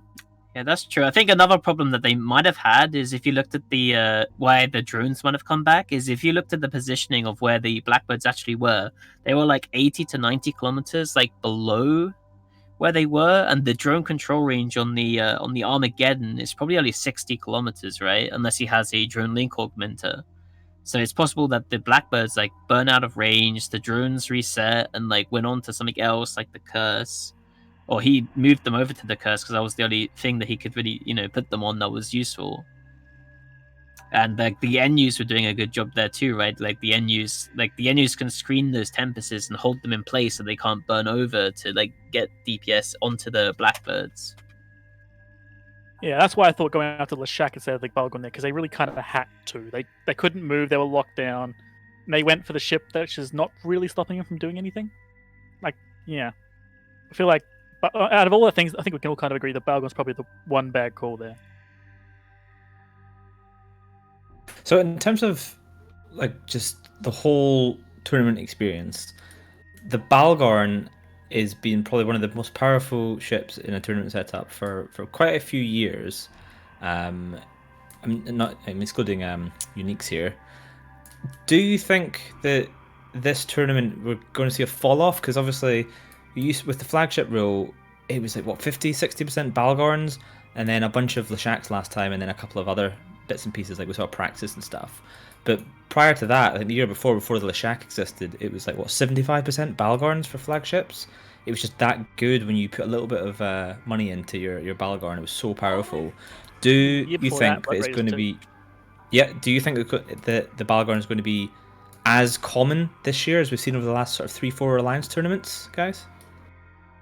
Yeah, it's still very powerful. Like the thing that makes the Balgon really strong, right, is it brings so much in one ship, right? Like you got the nuke power, you've still got, if you pick guns on it, it still has respectable DPS. Like it's still doing, what you would get out of an armor, like out of an APOC, or like almost as good as an Abaddon. So it's got a lot of DPS. It's tanky. It's got control with the webs and the newts. Like it's just like a solid ship. It just brings everything, and it's like it's not the best at everything, but it's like very like it's respectable at everything. So it's just such a powerful ship for that reason. It's the control king of power ships for sure.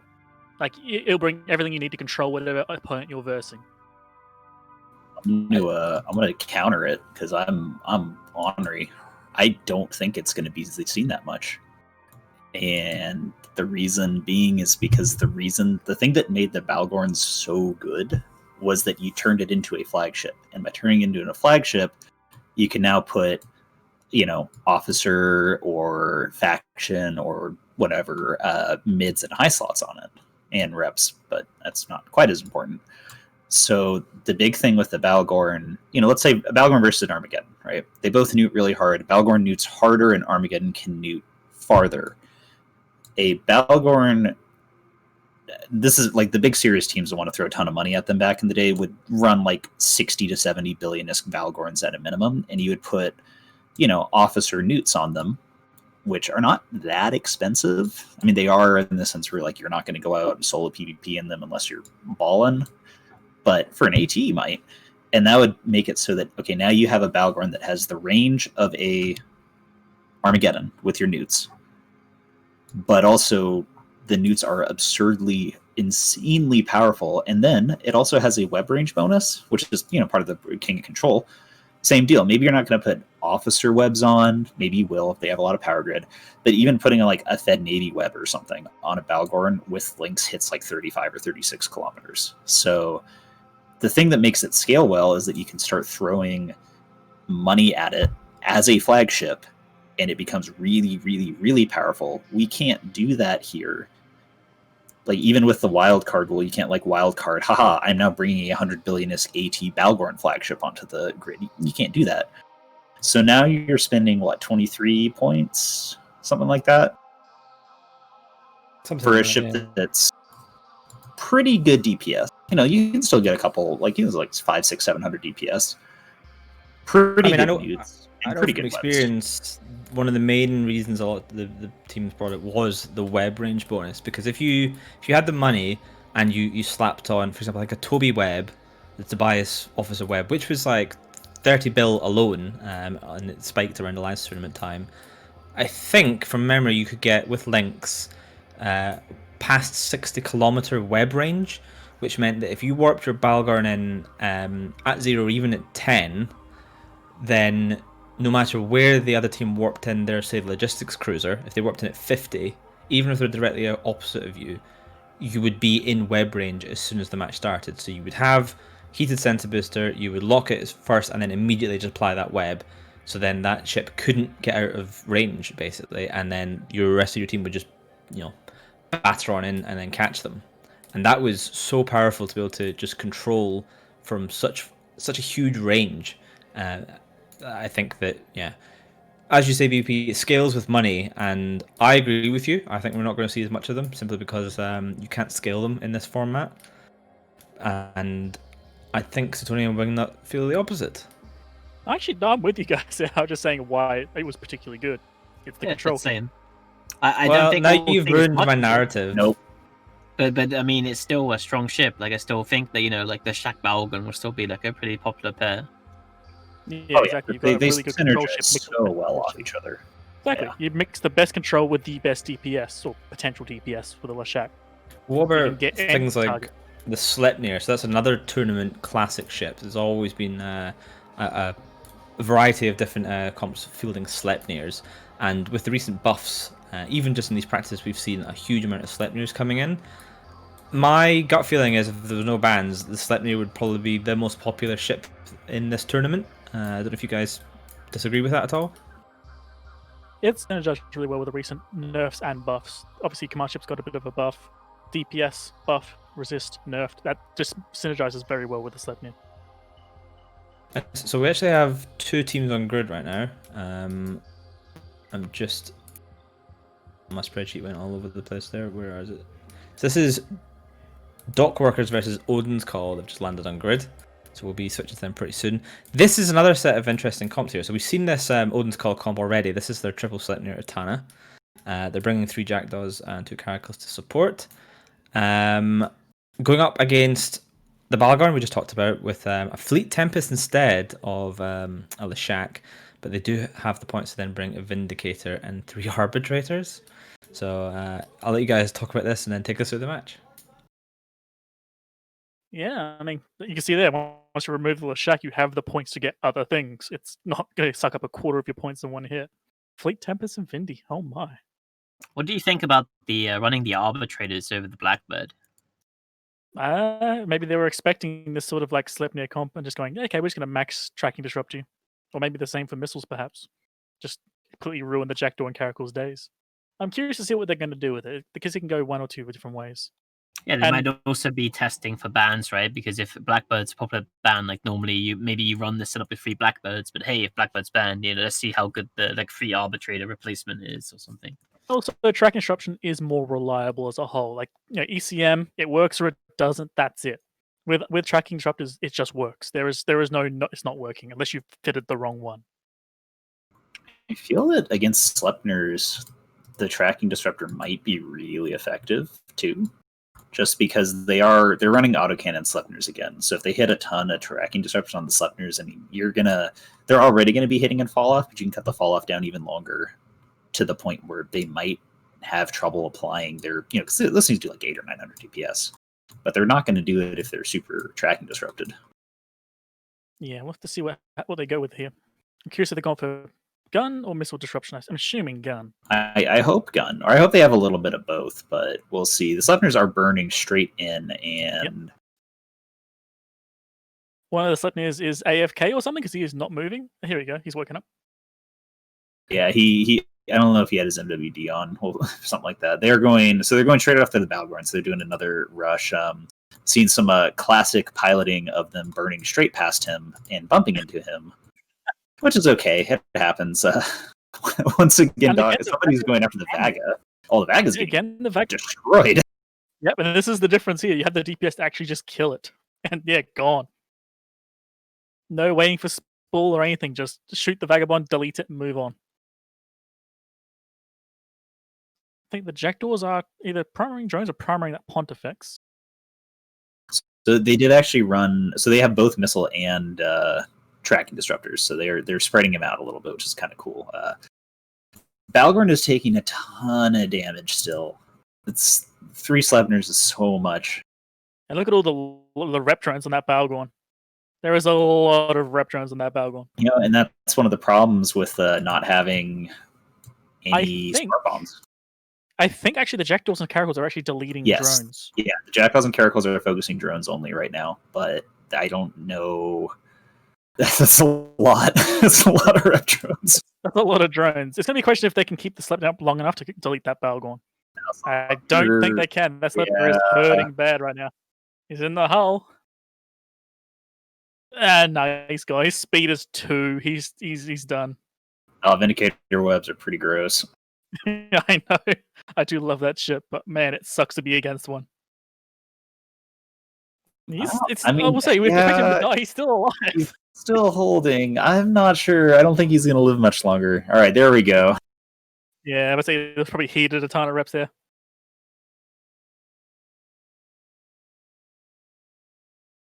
That Balgon's still alive, but they are definitely removing a lot of these rep drones. There's new flights of rep drones coming in. I see another set of mediums coming in. It just keeps sending more. Yeah, wow. Fleet issues. That's such a weird pick. I don't know. It became a favorite in the 5v5s for a while there because it is a damn good ship. Don't know why you particularly pick that ship over other options, but it's still a good ship. Well, and I think by taking down the Sleipnir and the Vagabond, they might have been able to stabilize that Balgorn out. The other Sleipnir is just getting destroyed right now. 3 battleships on it. They're going to be applying perfectly. He's moving at the extreme speed of 2, which means every single thing in the entire game is applying full paper DPS to it. And Dockworkers is actually being really, really smart, and they're not MWDing their battleships around and missing all of their shots, which I know that sounds really obvious, but the amount of times that you see that, especially when people are kind of new to this, where they're like, oh, I got to keep my ship moving. It's like, no, in this specific case, stop your ship, overheat your guns, just destroy them. It's not like Also, you're like going to speed tank. information overload as well, because these battleships have anyway up to 15 active modules at times, so you can just get drowned and forget your microwave even exists. And second, Slept whole for a long time. Yeah, they still rep really, really well, but with that, I mean, they don't have enough DPS left to take down the Balgorn. Yeah, that's it. They've removed a good chunk of these rep drones. In fact, they've gotten to the point that they're putting out DPS drones, but it doesn't matter anymore. Your DPS is gone. Those deacons can keep this Balgorn alive. You've got to switch targets, but you can't because your Sleipnir's already tackled. So that's GG there. The Jackdaws of Karakul will make it a very fun chase across the map, but yeah, I think that's the break moment there. And that was a really, really good call on Dockworkers' part to be clearing rep drones. I mean, that's, they're so good, especially that many. And it's like, okay, well, yeah, we don't have a smart bomb, but we have 5 ships with light missiles. So, that's all they've been doing probably the entire time, I'm guessing. They maybe put a little bit of DPS in at the last second. But last Sleipnir does go down, and yeah, just nothing. So Very clean. I like the idea of killing rep drones there, but you've got, I'm trying to add up the amount of DPS those Jackdaws and Caraculs have. Could they have been deleting the Deacons, the Arbitrators, the Ponti, remove those rep drones by the source rather than by killing the drones themselves? Because there is a Vindicator, yes. If they chose to have the Vindicator web down the Deacons, they could have done that. Vindy's not on the opposing side. Okay, then yeah, no. I don't know what I'm doing. That's what I was thinking. Like maybe the 3 Jackdaws, 2 Caraculs just delete, say, an Arbitrator, or delete a Deacon, or delete even a Magus or Ponti. So Jackdaw DPS isn't that high, is the thing. I think that what they could have done, I guess, in Confusion Land, like in could have, what if brigading. Amazing hindsight, yes. Yeah, I think that if Odin's Call had, instead of being like, haha, we're going to rush down your Balgorn, they had maybe tried to, say, maneuver their ships at all, instead of just, right-clicking approach, which they totally did, as we saw by the bumps, and maybe tried to go around, they might have been able to pull something off. I don't think you're killing the Deacons there, but I think you absolutely could have shredded those Arbitrators. Completely just destroyed them. Yeah, I've seen the situation before as well. Their comp's designed to rush, but they've also got the ability to not rush. They've got rapid light Caraculs and Jackdaws that can shoot light missiles at max range. And there's nothing they're versing that can really hurt them back. The Balgorn would try, but the Etana would keep them up forever. So they didn't need to rush in. They had all time the Balgorn screens pretty well, but within 40k. Yeah. I would say probably more like 30, honestly. 30, 35. Very generous. Yeah. And the thing is the Sleipnirs are still really fast. So, it's kind of a race to get in position, because once that Vindicator gets on you, you're not moving anymore. But they had all the time in the world. They had time, yeah. Yeah, exactly. They could have been harassing things. They could have been poking at stuff. They could have been removing rep drones at distance with their Jackdaws and their Caraculs. But they kind of just went, our comp's designed to rush, so we rush. And it's a cool idea. I think that what I would love to see them run this with artillery instead, and just warping at range and just start the match off by just blasting Jackdaws or Caraculs out. Do the good old style, like that famous Hydra video of them just, the matches start. Oh, hey, Alpha'd. And then like 6 seconds later, oh, another ship just got Alpha'd from the artillery rushes. I don't know if that's viable anymore, but it'd be cool to see. Yeah, I don't know. Well, we would like the idea of using RD in this. Like, they could have just brought what they had and just been a bit more conservative with it at the start. That's the one little thing there. They rushed in against the Vindicator and Tempest and Balgorn at 0, when if you failed that, if you did it straight away, knowing there's probably going to be a billion rep drones, you've just thrown away your big ships. Tempest just MJD'd there. Don't know if you spotted that. Nope. Not at all. Yeah, dude, he's chasing people around. He's here to party. That's a pretty fast ship too, actually. Oh yeah. Honestly, he's people crap on the Tempest. It's a great boat. 2 utility high slots, 5 mediums, good amount of lows, good drone bay, good DPS, he's got good drone the protection. Caracal. Run, Stephen Hawking. You only have to live for 2 more minutes. Run. It's not something he's known for. No. I knew someone was going to go there. Yeah, that's meta on a couple levels. I mean, Oh, we got hosted. Ron USMC, thank you very much for the raid. Welcome Good to thing we stream, got the everyone. risque joke out of the way just before our audience expanded. Oh god. But yeah, bloody clean sweep from Dock Workers here. I really do feel like Odin's just kind of like handed them the win with the Sleipnirs, but I mean it worked for them last match because they tried it again and just didn't quite work this time. Well, and again, that's the thing is you want to try it. You kind of want to see how it fares versus different stuff. You can have a setup that works really, really great against a specific setup, and then is literally terrible against everything else, which means you should take that setup and pick it up and throw it in the trash. And I'm not saying that this specific one that they're running is one of those. We don't know, but that's kind of the point of testing this stuff and that's, you want to test against other people too. If you just do full internal testing, it can be like, oh, we figured out how to beat ourselves. And it's like, great, you playing against yourself? No. So it's like that meme with the astronaut shooting himself in the back of the head. Yeah, Well, pretty awesome. much. Characters down. Alright, there we go. So Dock Workers taking their second win of the evening. That catapults them into the lead with 2 wins to everyone else's 1. Odin's Call, they're dropping a win, so they are on 1 from earlier on. The next match is going to be Honorable Third Party versus Seven Sins. Seven Sins still looking for their first win. No, sorry, I misspoke. They got a first win. They're looking for their second win. Honorable Third Party also looking for their second win coming up. So for anyone who's just joining us now, this is the Alliance Open Opens.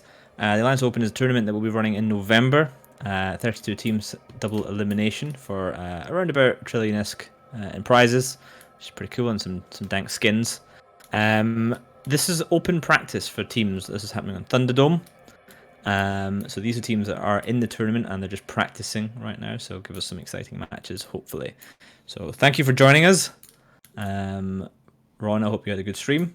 I assume it was some form of nullsec fight that was happening. I don't really know, but I just hope it went well.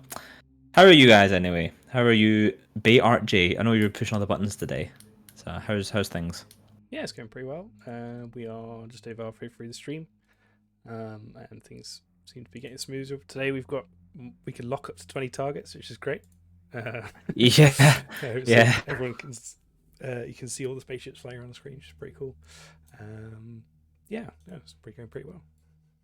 Are you looking forward to the main event next month? It's going to be exciting, hopefully. Maybe 4 full days of just spaceship versus spaceship combat.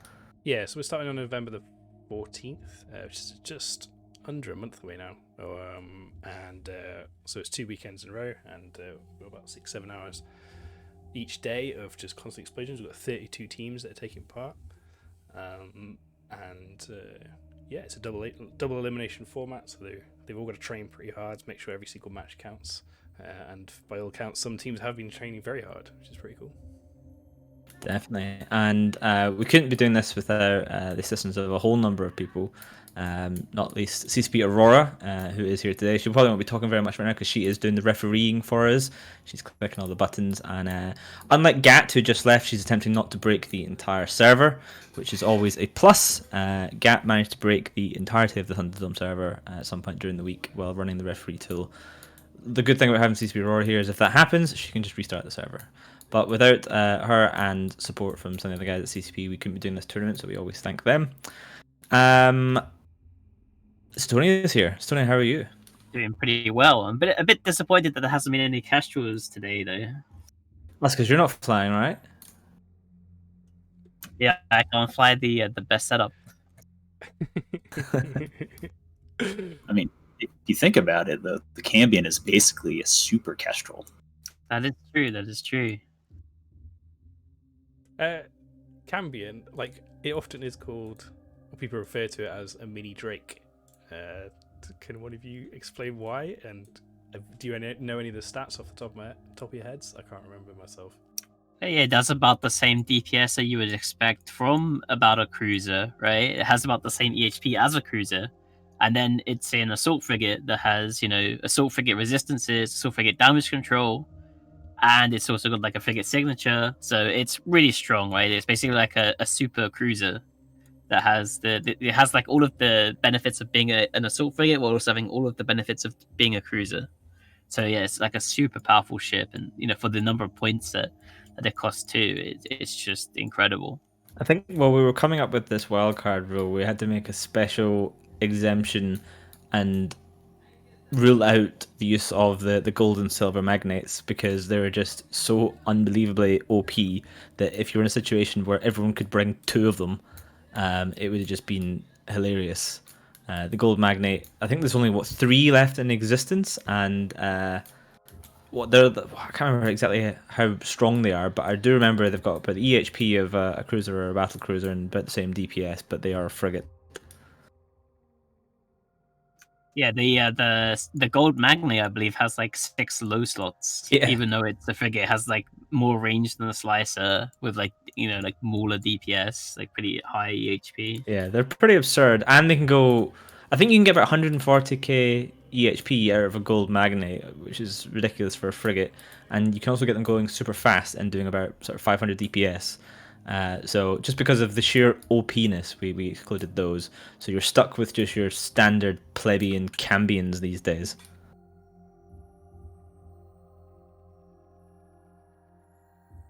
Right, so as mentioned, next match is Honourable Third Party versus Seven Sins. Honourable Third Party, we spoke about this earlier on. I would like someone to confirm whether I'm right or wrong on this, but I'm pretty sure they're competing as Wrecking Crew, although they're using the HTP name. I think it is members of both HTP and Purple Helmeted Warriors, which formed together to make Wrecking Crew. And they're going up against Seven Sins, who are a low-sec group, live up in Ishomilkin, or around that area in Blackrise, if I remember correctly. Does anyone know if what I've said is true, or am I just making this up? I'm pretty sure you're right there. I've seen them around like Pakonen, I think it is. So yeah, that's in like the Ishomilkin area. So yeah. Yeah, I remember them living there when I used to live in that area, and I've just assumed that they have done absolutely nothing in the meantime and continue to live in the same space. They may have done something different, I don't know, but I'm assuming they have not. So they'll be up next, looking for their second win for both of them. The bans we aren't doing today. I know a few people have been like, why is everyone bringing the Sleipnir or something? Oh, it's going to be banned. Oh, ban the Sleipnir. Oh, it's a big ship. Oh, Sleipnir. But we can't do it this time because we're not doing bans. Some people seem to think that bringing the Sleipnir is pointless because it's going to be banned all the time. So, Tonya, do you think that it's going to be banned all the time? Well, you have to bring it out right and test it just to verify that it's worth the ban. Yes, for sure. But what do you think, having seen it? Do you think that come tournament day, so it's November 14th, the first bans for the first matches are coming in, is the Sleipnir going to be one of them? Yeah, I think so. It definitely looks really strong, right? Like it does a lot of DPS. It's got great resistances. It brings links. It's fast. It's got relatively reliable damage. It's got autocannons have pretty good tracking. The fall off on it as well means that they're not like super range limited. Like you can still do something like at 20k. So yeah, they're super powerful. I think Warlords were also flying this last week too, like a variation of the comp that Odin's Core were bringing like something instead of Caracals. It was like essentially the same thing, right? The Hawks instead of Caracals, I think. And BBP, you agree? You think Sleipnir easy ban, or do you think that you're going to let it fly and try and bring it? I mean, I don't think it's that good. So much so that you have to ban this. I think so. Something to think about regarding ship bans is that in general, in almost every single case, every single ship has something that is equivalent to it, right? So just because you ban a Sleipnir doesn't mean you can't bring a Nighthawk. Like, think about it, just because you ban a Balgorn doesn't mean you can't bring an Armageddon. And it's just because you can't bring a Sleipnir, don't bring a Claymore. Like, there's always something else you can take that is pretty powerful. Obviously, a Sleipnir is really, really good. They're super fast. They do a ton of damage. They have good links. They can hit any single resist hole. But that doesn't necessarily mean that it's like, well, if I ban the Sleipnir, my Sleipnir comp no longer works. It might be worse or it might be different, but it's still a thing. It's hard to tell though. Like I can definitely tell that they're very, very strong. I just don't know if it's going to be something that's banned every single match.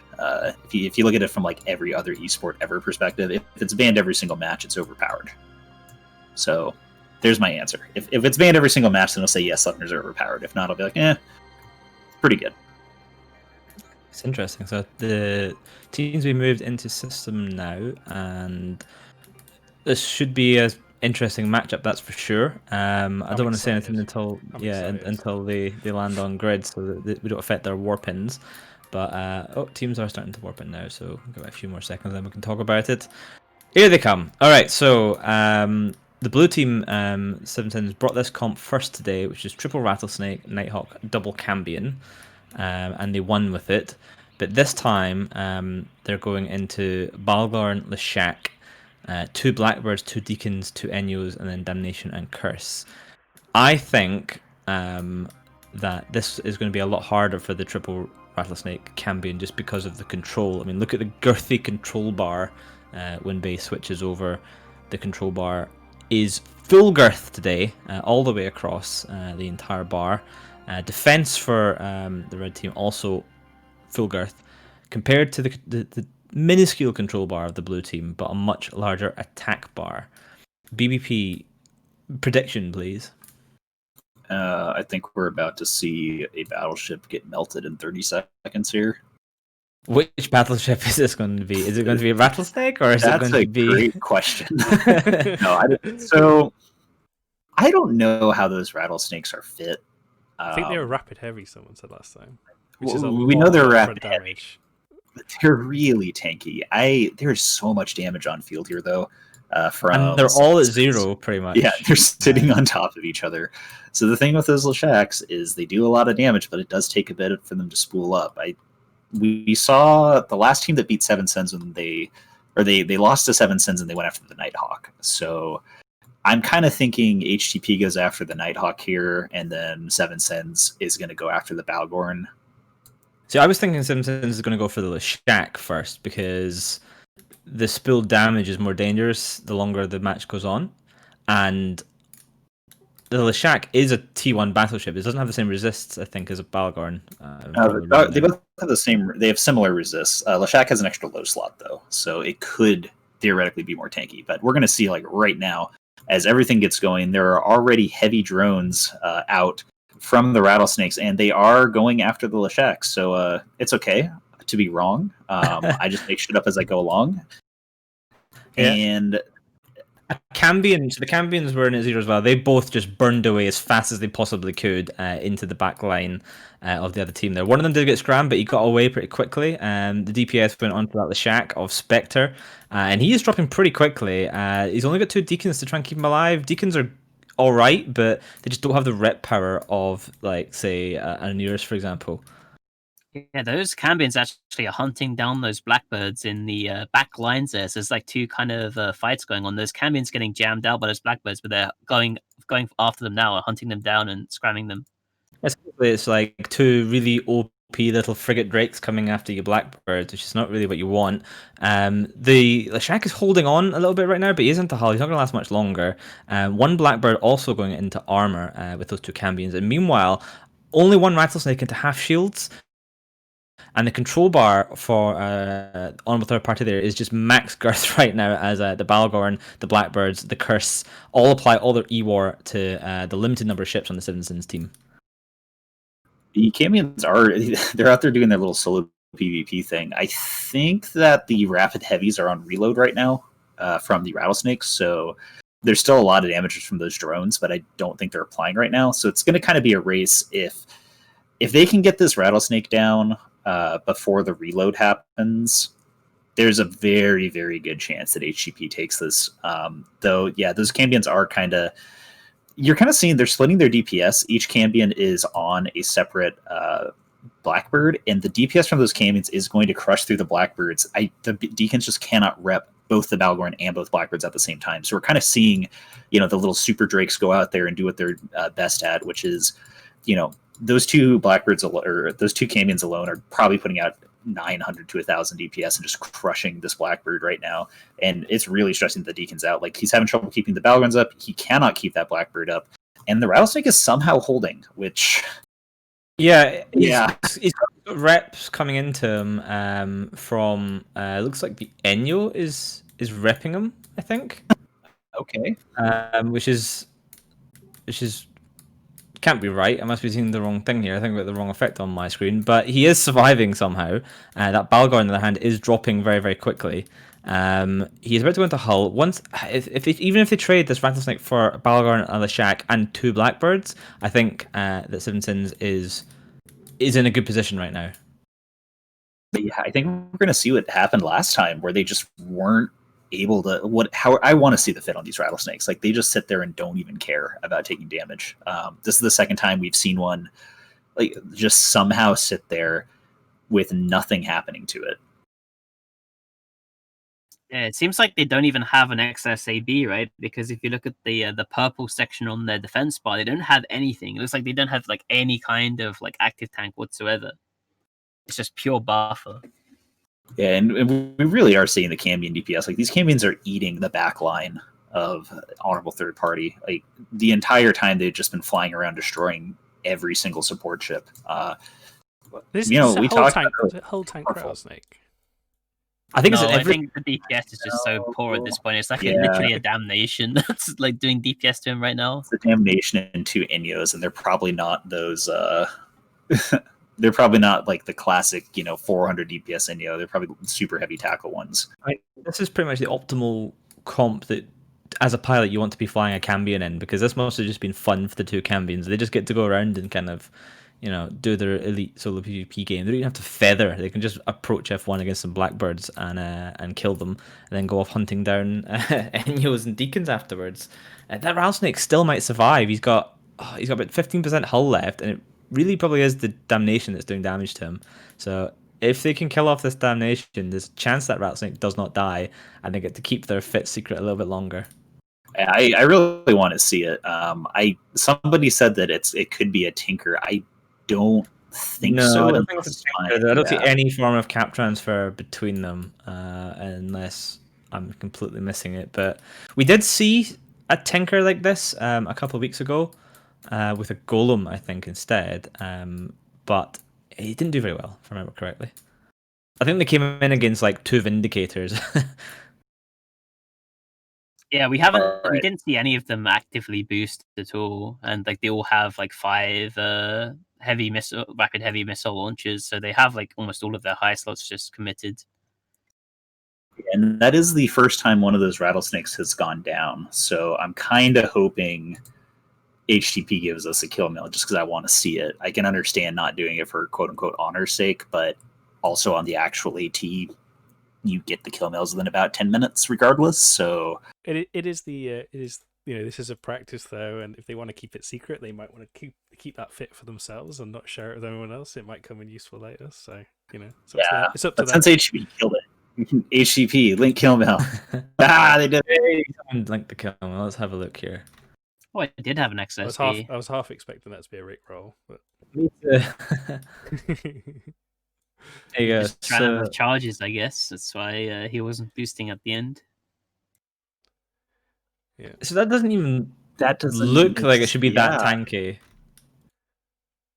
The damage must have just been kind of a bit terrible. Oh, the Enyo's rail 75mm railguns. That explains why they were doing basically no damage. Yeah, they probably have like a 400mm plate. I think PvP was saying that they're going to be like max tank tackle fit. Yeah, interesting. Hey guys, I'll pay for this. I really want to see, like, I don't know, Rattlesnakes have such high EHP though, just because of all the resistances that, maybe. I mean, if you hit the impulse, it's like 180k buffer, then you've got the XSP on top of that. Like, it's pretty decent. It's pretty high, like, natural regen too. Yeah, so that win there from Seven Sins over HTP trebuchets them up into joint first place with Dock Workers. Both Dock Workers and Seven Sins have still got matches to go. Seven Sins have 1 match. Dot Workers have 2 matches to go. So this is still anyone's game. It depends who has picked the superior siege weaponry here to move themselves further up the table. At the moment, it is a tie. Dot Workers and Seven Sins both sitting on 2. The next match is going to be Odin's Call versus... no, it's not, sorry. The next match is going to be Dot Workers versus Dreadbomb. So Dot Workers have a chance to extend that lead to a massive 3. Dreadbomb still looking for their first win today. They have lost once to HTP and they've lost once to Seven Sins. So yet to secure the W here on Thunderdome on the Alliance Open Opens on the EVE-NT TV channel. Hello. How was that match then, Tony? Did you enjoy that match? Yeah, that was a pretty fun match. I actually really love seeing the Nighthawk because it's so strong since the buff. CCP basically just decided, hey, let's just give it an extra 400 DPS. And then Rage Ham Missiles got buffed too. So hey, here's another 200 DPS. I love seeing no logi comps win. Like, it's so cool. It's so rare as well. Like, most people, when they try and bring no logi comps, something goes wrong. This doesn't work out. You see blaster rushes occasionally, or occasionally drone comps, like just all damage. Very rarely though do you see them win. Just give them their credit as well, because not only is it an no-logi comp, it's an on-demand comp, and they've won with it twice. So that's pretty respectable, and it was against some pretty decent comps as well. So that's not so bad. They didn't win when they brought 3 Leshaks, which is somewhat understandable, because they had almost no support for it, because just the points difference, I think. 3 Leshaks versus 3 Rattlesnakes, I think, is what, 75 points versus like 65 or 68 points, something like that. Which is, those extra points make a big difference, don't they, BBP? Well, they really do. I'm just playing with Python right now to see about looking at this Rattlesnake still, so I was kind of zoning out a bit. But yeah, it's a lot. I mean, especially we've seen it a couple times. The triple battleship core of ye olden days just is so expensive, and Deacons kind of suck. Like, they're not bad, they're just not. It's not an Oneros. I guess that's a good way to put it. It's not a Rabisu. Everyone used to run triple armor battleships and then chuck like an Oneros on, and you could do that because of points, and you still can, but it hits, I think, over 80 points. So the rest of your stuff is going to be like T1 frigates, which, Yeah, I mean, if you brought, let's just say you sort of went middle ground and you brought 3 Navy battleships, that's 63 points right there, and a logistics cruiser is another 17. So that is 80 points on the money, basically, for bringing 3 Navy battleships on a logistics cruiser. So that's 4 pilots, and you're already down 80% of your available points. So then you have to get the other 6 people into 20 points worth of ships, which is going to cause you some issues. It can be done. You could, of course, underman and bring 100 points worth of ships across 6 people or 8 people. It's been done. Satonia why do we not see more people do that? Why do we not see more people undermanning comps to bring more big things? I mean, generally in the previous AT, it's like unless you're like specifically bringing like a Tinker comp, generally like you just lose so much control and you lose so much value by not bringing all of your pilots. Like almost every team prior to this tournament, of course, would be like unless you're tinkering, you're 10-man. It's just because like it's so important for different things like screening, right? Like having extra bodies on the field means you can mark different ships and hold them down out of range. Like you have better control. You have just immeasurable things, right? It's such a huge advantage to have more people on the field. I mean, Tinkers, BBP, talk to us a little bit about Tinkers. Like, do you think we're going to see them? We have seen one in practice so far, but what do you think about them? I don't think they work anymore. Basically, like we've talked about it a few times, but it really does bear mentioning that this is a different EVE than it was 2 years ago, 3 years ago, 10 years ago. People do more damage nowadays. So so you can't run. I guess you could run like a strategic cruiser tanker if you really wanted to, or are they allowed to fit the modules on that? No, Like, I don't think they're allowed to fit reps. Cool. Yeah, and the reason why they got rid of that is because strategic cruisers are really hard to kill if they're doing tinker stuff. So we're stuck with, you could run an Atana tinker, you could run a Rabisu tinker, or you could run like a Basilisk or a Guardian, something like that. And those just I don't think they can survive the amount of DPS that is put out nowadays unless you did like a mega throwback Widow tinker, which,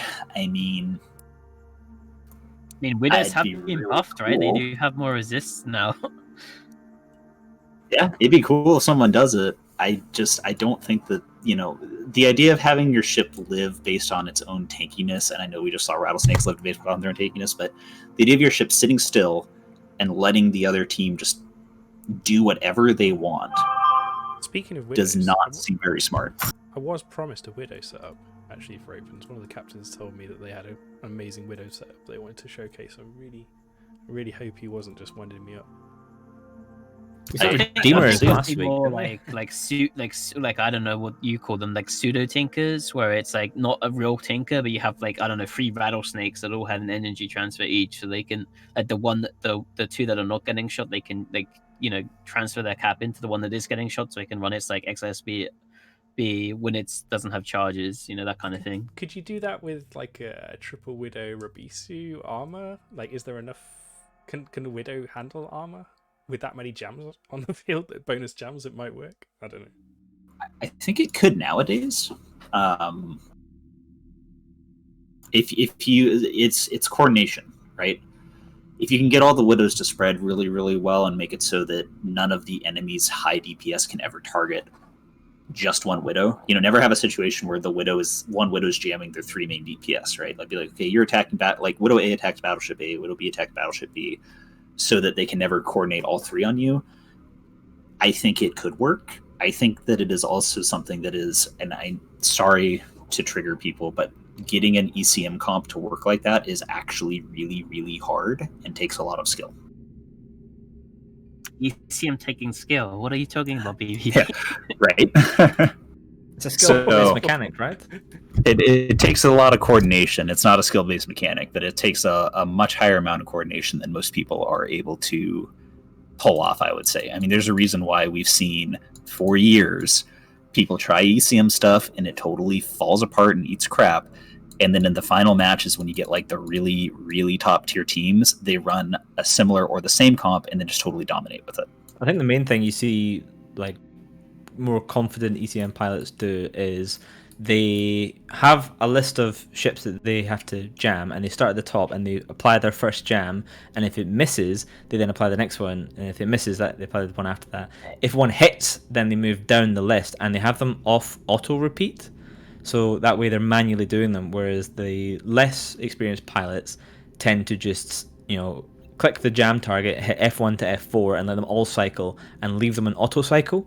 So maybe 1 hits, maybe 2 hits, and maybe they just all keep cycling around, so you're wasting all those jam cycles. You're much better off manually doing each cycle of each jam individually and moving down your list and prioritizing things. But that requires, like you say, PvP, quite a lot of coordination.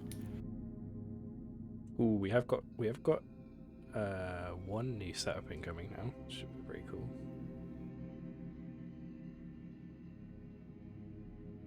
Oh yeah, so who is this? This is Dock Workers versus Dreadbomb. So as we mentioned, Dreadbomb looking for that first elusive win of the day. Dock Workers looking to prove that they are the dominant team today and take win number 3. Once they start landing on grid, we'll be able to switch to the arena and tell you what's going on. So Tony, this looks like it could be an interesting matchup. What do you think? Oh, I can't really talk about it too much until they arrive on the field. But yeah, this looks like it's going to be an exciting match. Both of these setups, we've kind of seen them before. There's like a few chip changes on them. Yeah, one team's landing. As soon as the other team hurries up, we can talk about this. There they are. Here they come. Right. So, BBP, what do you make of these comps here? I'm looking really quickly to see how these Navy the Drakes are fit, weapon wise, because that's going to kind of answer that question. Like I can see. Okay, so the Scorpion is fit with cruise missiles, which that's kind of expected. Generally, you want to do cruise missiles on a Scorpion Navy issue just because of the way the ship works. Yeah, and he is up front, as you can see. Like all of the rest of the team, he's like about 30 kilometers from the beacon. Like they had like kind of they had like adjacent beacons, so they're actually pretty close to each other. There's Scorpion Navy issue coming in at 30, with the rest of his team coming in at 50. So they definitely want like that Scorpion Navy issue is probably gonna have like a pretty nice tank on it. So this is the comp that Dock Workers brought last time, except they swapped the arbitrators out for Blackbirds this time, so they don't quite have as much rep power as they had last time. Because I think like a big reason that last comp did so well is that those arbitrators just had like I think like 2 sets of armor bots each, and it just took the whole match for the Jackdaw and Caracal to get rid of them. And so, Tony, are they heavy missiles or heavy assault missiles on the Drake Navies? They look like heavy assault, but those are heavy assault, I believe. Yeah. They look like heavy missiles, though. I guess we'll see when they start shooting. So there's a lot of yeah, they're heavy missiles. Okay, so they have a lot of range damage here. I'm guessing they're probably just going to try and kite around. They are running the double Cambion, which is super fun, and that Warpin, I mean, that's about as perfect as a Warpin as you can ever get for a kitey team versus a heavy armor team. All of the battleships are kind of stuck in the middle. They clearly were like, "Oh, we're ready to fight people," and they are burning straight in. And it looks like they're trying to go after the Scimitar here. So this is going to be an interesting match if they can. If Dockworkers is able to keep their Scimitar from getting tackled, I'm feeling really good about this because that Blackbird just got completely crushed. There is so much anti-small stuff on grid right now that all that they've got to do, all Dockworkers has to do is just kite around really, really well and clean everything up right here.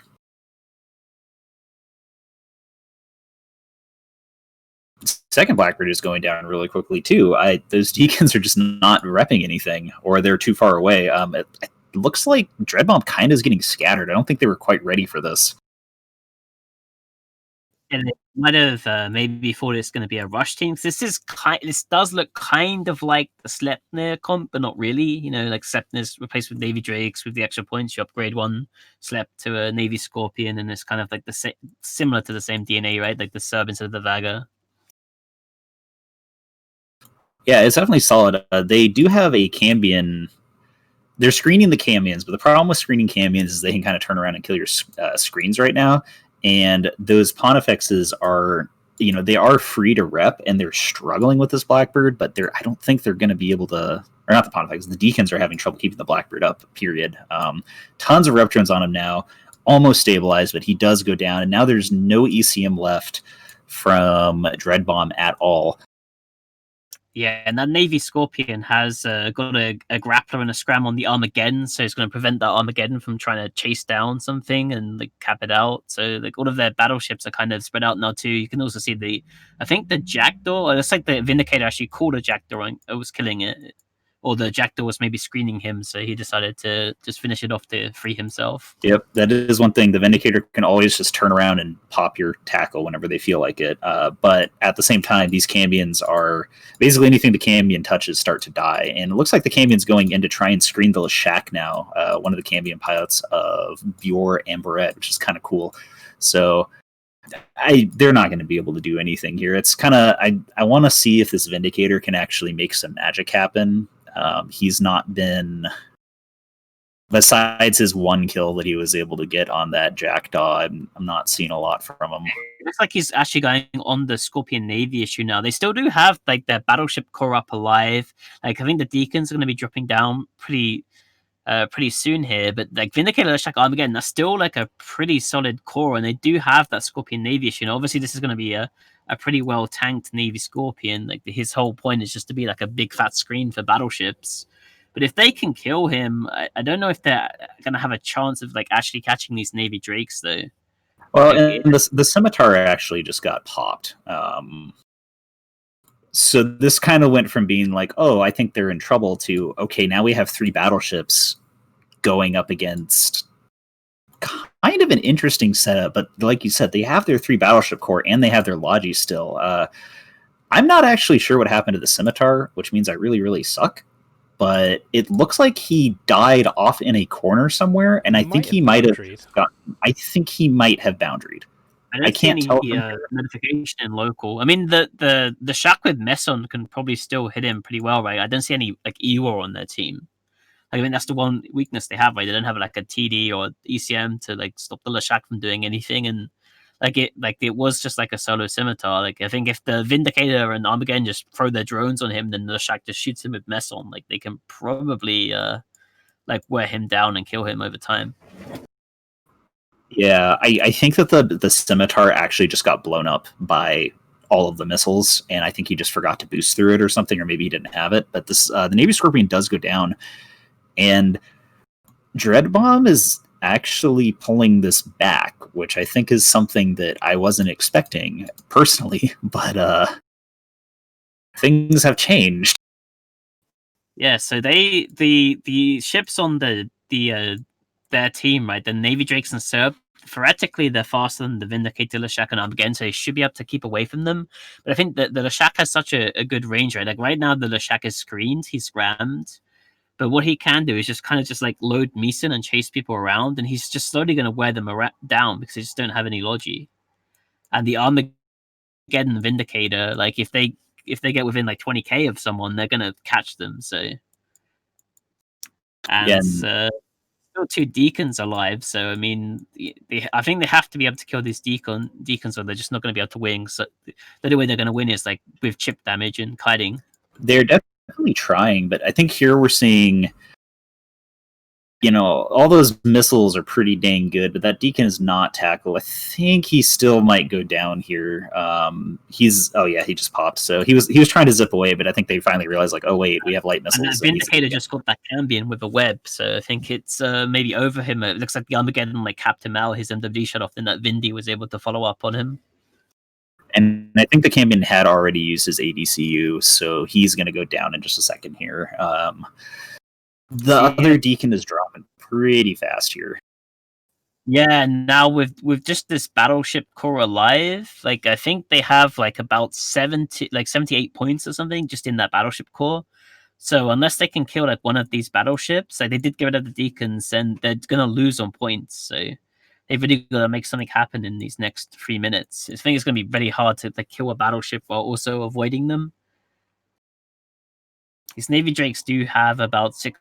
It's about 70 kilometer heavy missile range, isn't it? Because they do have a 25% bonus to the range. Well, we're seeing the absurd tracking of Leshak now. I just watched him take that Caracal down in about 10 seconds, even though Caracal was driving as fast as he could away from him. Leshak is switching over to the Navy Drake now, and you can just see the damage. They are looking to go after the Leshak, though, and it looks like they don't have any rep drones on them, so this is kind of still in play. That Leshak's going down really, really fast. Cambion does have rep drones on him, so I don't know. We'll see how long he can take for it. They are still very, very tanky ships. Speed is dropping down, so I think that Vindicator is going to start getting hits in about 5 seconds, and then when he does, and it's probably over for him. But the Leshak is about to die. Like I think if the Leshak dies, like that's and like these Navy Drakes can maybe avoid this Vindicator Armageddon combo for long enough, they might be able to like take down one of the two.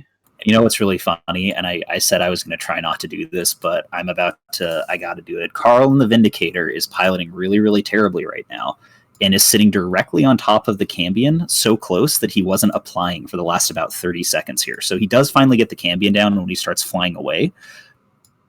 But it might have been too late, because I think this Leshak is going to go down to the Navy Drakes.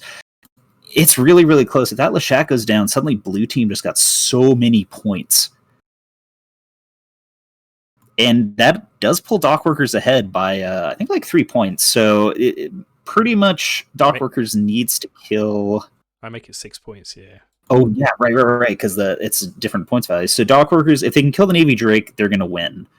But if the Navy Drake just continues to kite, and they can't just take the Caracal out. So this is one of those interesting guns where the easiest move is to take the Caracal down because the Caracals are weak, but that won't give them enough. So they have to go after this Navy Drake, who's actually piloting really, really well and staying away from everybody. I'd rather get him canoed out to about, I think it's 30, it's about 30 kilometers optimal. It's like he has got his heavy newt on him now. It's like it is in fall off though. But if he can cut off that, Michael Warp Drive, he has stopped Michael Warp driving. So I wonder if he's having cap issues. Once that Vindicator gets within about 13 kilometers of him, he's going to be caught. And I think the Vindy can probably kill him in time. He's already pretty low. Yeah. Like I think if he gets caught before like the 1 minute mark, I think they're probably going to be able to take this back. The Vindy is entering hull, but Vindicators do have some pretty heavy duty hulls. So we're gonna see here. They might still be able to take him down. It looks like he might actually die. Jammed. I think the Vindy's jammed. He's not shooting anything at all. Like he's not even trying to get hits off on him. I think the Vindy's gonna get killed. They actually are getting out kited. The elite solo PvP. Oh, that Vindicator just had like no tank. It seemed like maybe it was like kind of a ruse cruise. I guess I don't know. Forgot to put their DCU on it. Yeah, and there's no way that the Armageddon can kill anything here. It's maybe got a couple of heavy drones out, but I was some neck just this Drake, right? But then the Navy Drake and Cerberus have more points than him anyway. So, and there's only 20 seconds left. So there's no way he's going to kill anything else. Yeah, he's slowly going down to Berserker ones. I mean, he's going for the morale kill on the Morale Drake, but it's not happening. These got shield bots on him. That was cool. I liked how it was very back and forth for that entire match. Cambion's definitely worth their weight in gold, just killing Blackbirds the entire time. And honestly, Dreadbomb had a couple opportunities there where I think they might have actually done better if their Vindicator pilot played a little bit better. Sorry, but we got to do it every once in a while and just be mean to someone. I was seeing a lot of bad hits and not focusing from them. So I had our points calculator spreadsheet up during a lot of that match, and when it was just the Balgorn and Vindicator and Armageddon left, that was 42 points. Going into the 2 Navy Drakes, the Cerberus, and the Caracal, that was 46 points. So it was so close for so long that if that Vindicator had been fit a little bit differently, had managed to survive, then that was a good match. That was a very good match. Math is hard, but I think that if they kept that alive, they could have taken the win there because they would have probably killed the Navy Drake, and then the points would have flipped back into their sides. Yeah, just someone smarter than me to tell me. No, yeah. You're totally right on that. Like, just a little bit better piloting from the Vindicator and like better applied damage from him. That was a kill. Like that was a win for them. I hate to say it was this one guy. The problem is that a Vindicator is actually kind of hard to fly because even though you can web stuff down to nothing, you're still using neutron blasters and they suck at hitting anything. Yeah, the pilot there for the Vindicator, that's Carl Roholen. So he's quite an experienced tournament pilot. He's flown with Hard Knocks. He's flown with, I want to say the Tuskers, but that's with a question mark. I know he's definitely flown with a couple of the really successful teams in some of the other tournaments, like EVNT and the 5v5 scrims and a couple of other open ones like that. So he's not really like a new player to these things. So you wouldn't expect him to make a simple mistake. And if you're saying that he could have won the match by simply flying a little bit differently, then maybe that's something that he will watch on the VODs and realize that. But it's very unexpected for someone with him, his credentials, I should say. Sorry. So most importantly, Dock Workers there winning that match. Now back into the lead tonight with 3 wins. Now, as I mentioned before, math is hard. However, I think there is no possible way anyone can beat Dock Workers now tonight. They can tie with them. So 7 Sins have another match to go, so that would allow them to tie if they win. Odin's Call have 2 more matches, but again, they're down on 1, so that would only get them to 3. Dock Workers still have a match to go. So at the moment, they have the lead.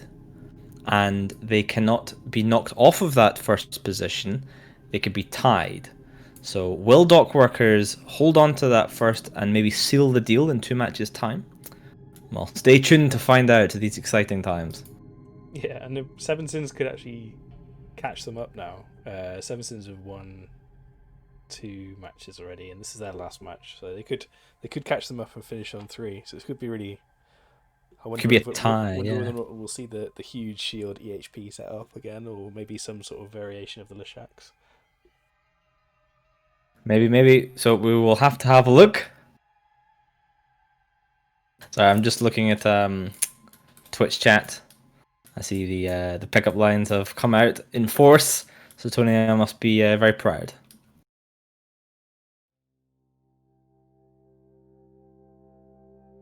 I mean, those ones are pretty terrible, though. Like, you need to use the advanced ones. Advanced ones. Give us some advanced ones, Antonio. You're the expert here. I mean, I'm not. I don't want to say them. So I think you should It's just try fine. and slip them into the next match when you're commentating. Yeah, there you go. That's your challenge, Antonio. Just knock a few advanced pickup lines into the next match. Bale will give you some plex or something as a reward. So our next match is going to be Odin's Call versus Seven Sins. So Odin's Call, to have a chance to equal first place with 3 wins here, need to win both matches. That would involve them beating Seven Sins and ruining Seven Sins' chance of equaling first place here. So this next match is quite important for both these teams. Both these teams can still equal Dock Workers on 3 wins, but only one of them can do so, and whoever wins this match is basically the one that has the chance. So, I mean, BBP, what do you think here? I like Odin's Call for this. And the reason is because they've been doing... I feel like they did the best of these 3 remaining teams. Like, Dock Workers is doing really freaking good. They really should not have won that last match, I think. And they just outpiloted. If I was gonna say, okay, I think Dock Workers is gonna win this today. But Odin's Call, I don't know. I mean, they've got some pedigree. They've done this a couple times. We're obviously, people are playing weird comps. I don't know if anyone's actually using anything big and serious, but yeah, I don't know. I'm liking it. I'm gonna call it. I don't even know these guys. Odin's Call's got this. Good job, guys. So Odin's Call, of course, Wormhole Group bringing a full team. Seven Sins are in this position, bringing on-demand comps. Now they've had wins with their Rattlesnake Cambion comp, and they didn't win with their Leshak comp. Do we think that they're going to be going for the win here and maybe bring that Rattlesnake comp again, hoping for the win? Or do you think we're going to see another on-demand comp, but a different one? I mean, it's hard to say, right? I'd like to see them bring the Rattlesnake comp again because, I'd like to see it be, maybe tested a little more. I mean, if you're Odin's, do you expect that now and bring something to counter it? And if so, Tony, what do you bring to counter that comp? Well, a big weakness the Rattlesnakes have, right, is they don't have a prop mod, so they can't really move around. So maybe if you brought more of a kiting team against them, they do really, really well against brawling comps, all-in comps, and the battleship core comps, because you just can't get away from them. You have to go in. But I don't know, if you brought more of a kiting style comp where you could just chill at 60k, stay outside rapid heavy range, kill drones. Oh no! I'm excited. Oh no! Oh, I haven't even started the UI yet. Oh, okay. I see. It's the cursed. Can I just say, Seven Sins are now the team I'm Okay, rooting for the hang on, most in where's- this tournament. Full So stop. what I'm going to do is I'm going to credit them a win right now. Just the morale bonus win, which I've decided that we can award to any team. I'm just going to credit Seven Sins with a morale bonus win for that. All right. So I'm just gonna. Well, no, we'll be cool. I don't want to start talking about it right now because it's I mean, what we can say is that Odin's cool are definitely not as cool as Seven Sins. I can 100%. Oh. Odin's Call it's not as cool as 7 cents. So I have a question for CSP Aurora, seeing as there's a Thunderchild coming on grid. Did Yes. that issue we discovered last week, is that still a thing? It's still a thing. Okay. Don't mention the issue. Okay. What does it do? Does it one-shot people? No, it's okay. No, Don't worry it's about nothing it. like that. It's just a potential to kill the server sort of thing. Oh, that's okay. Normal. Yeah, that's fine. Then they win. That's a win if you kill the server. Exactly. I think that's how Goons play with Keepstar defense. Just break the server, I think right? they wish they could. Yeah. Hey, you know what's funny though? So the prize pool here has gone to the point where if Goons were able to get into the tournament and win it, it would pay for a single day of feeding. So Isn't it about half a saying- day? About half a day, I think. Oh yeah, no, just on their side, not on both I mean, it sides. just shows how much money that some people have in this game. Why not, if you've got that amount of money, why not sponsor this tournament? Why not help us? Why not contribute to the prize pot? I mean, think about it. What would you rather have? Half a day of feeding or 2 whole weekends of amazing PvP combat? I mean, easy life. So, Seven Sins has brought Bargists, and they have warped in at far range, which means they are probably going to be trying to kite with the Bargists. Now, unfortunately, only one of the Bargists has a skin, which means they are going to lose. But I do really, really appreciate it, and this is there's a little bit of a problem here, I think, for Seven Sins. And that is that Bargists are slower than Sleipnirs. So they're going to need to play really, really, really well, because if the Sleipnirs get on one of the Bargists, it is going to die extremely fast. But if Seven Sins pilots or outpilots them, I think Seven Sins actually wins this, because Bargists still do insane amounts of damage. The Drakes do a lot of damage. I don't really know what Thunderchilds do. Apparently they crash servers, so kind of praying for that one. They do lightning damage, so they shoot out and it arcs from thing to thing. They're great at killing drone blobs, as we discovered when we did some testing. Other than that, bit of a mystery in terms of tournament. We've not really seen them before. The Flattle ships, of course, tournament favourite. They look great. They do good stuff. Can they win now? Who knows? Yeah, those Bargists are actually rapid heavy fits, so they're going to do a lot of DPS here to begin with. But as soon as they get on, if they get caught and then go on reload, I think they're definitely done for. Hopefully that Blackbird can also maybe buy them some time here. It looks like the Blackbird is trying to jam out the Intana, so they can just like burst through. Yeah, they're one of these killing the sections. Blackbird. Like they're going straight for him. He's already down. One of the Bargists is tackled now, so he's gonna be dying pretty soon. One of those Sleipnirs was going at 2k for a little bit there. And he, like I said, the Bargists didn't even have a chance. I will say they didn't get started moving very fast, but look how quickly they are just melting under that Sleipnir DPS. Yeah, and we see one of the weaknesses of that Thunderchild here, right? He's shooting that Sleipnir, and he's hitting the other Sleipnirs, but he's also hitting his friend in the Bargis, who's actually killing his teammate a little bit faster there. And it looks really cool when he's doing it. I just would like to state. I mean, BBP, if you haven't looked yet, just have a look at what the ammo for these weapons are called. Oh no, I'm aware of what they're called. Yeah. You guys don't like Thunder Punch, the new energy drink? I mean, the new condenser ammo?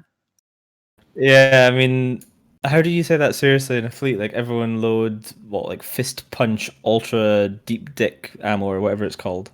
Personally, I like it. I feel like a yeah, dude. superhero every time I'm loading ammo. Load Thunder So- Punch. They did actually break a Sleipnir. So here's something again. I'm just gonna call out piloting because, screw it. Both of those Bargists were not moving as soon as the match started. And 2 of the 3 Sleipnirs were moving as soon as the match started. So again, you're not going to outrun a Sleipnir. They go at least 2,000 MS. I mean, we're seeing this one heading up to 2,000 easily. Oh, he's breaking it. Had it for a bit. You're not outrunning a Sleipnir and a Bargist, but they might have saved that extra 30 seconds that it took to take one of the Sleipnirs down if they had been like, oh, hey, guys, the match started. Maybe we should start moving in space. And this is a thing that you see, I think, sort of infamously in the AT, there is this pilot whose name is Casper24. And people always would say, oh man, he's such a good pilot. He's so good. And the thing that Casper24 was really good at doing was overheating his MWD and double clicking in space as soon as the match started. So he'd be halfway across the grid within about 3 seconds. So anybody who's watching this and is a pilot for this, be aware that when the match starts, you need to be moving your ship immediately, or this is what's going to happen to you. Just don't move it more than 125 kilometers from the center of the arena. Don't go Yeah, too far. I was gonna say like Casper 24 is 3 seconds, like half the grid in 3 seconds, like the full grid in 6 seconds. Full grid in 6 seconds, boundary at 7. Yep. What is the fastest boundary in Alliance tournament history? Did anyone happen to know that? Was it the team that I don't know if it was the fastest, but wasn't there a team? I think it was Legio Arcanum or something, where they're all anchoring up on one guy, and he took the full team out of the arena. Yeah. Yeah, that was funny. But what's the fastest from the start of the I would- match? Probably 10 to 15 seconds, because I know that I've seen someone's Logi boundary in the first, first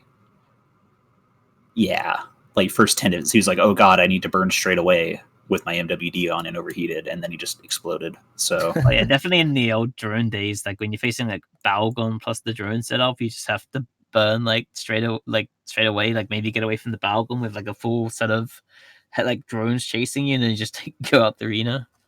I've got a question for you. As these red team piles on top of the Thunderchild and are all right on top of him, does the zap, the lightning arcing effect, can it hit yourself, or is it No. are you excluded? Okay, cool. Does look beautiful.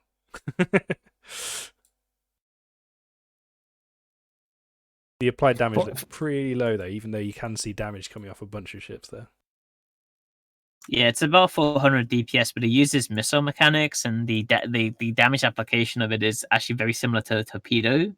So and it doesn't look like he has any like application himself. Like he doesn't have any, like he doesn't have a grappler web or a target painter on any of these targets. So like imagine a top Raven shooting a battle cruiser with like no web, no TP. That's why he's like doing the DPS to anything.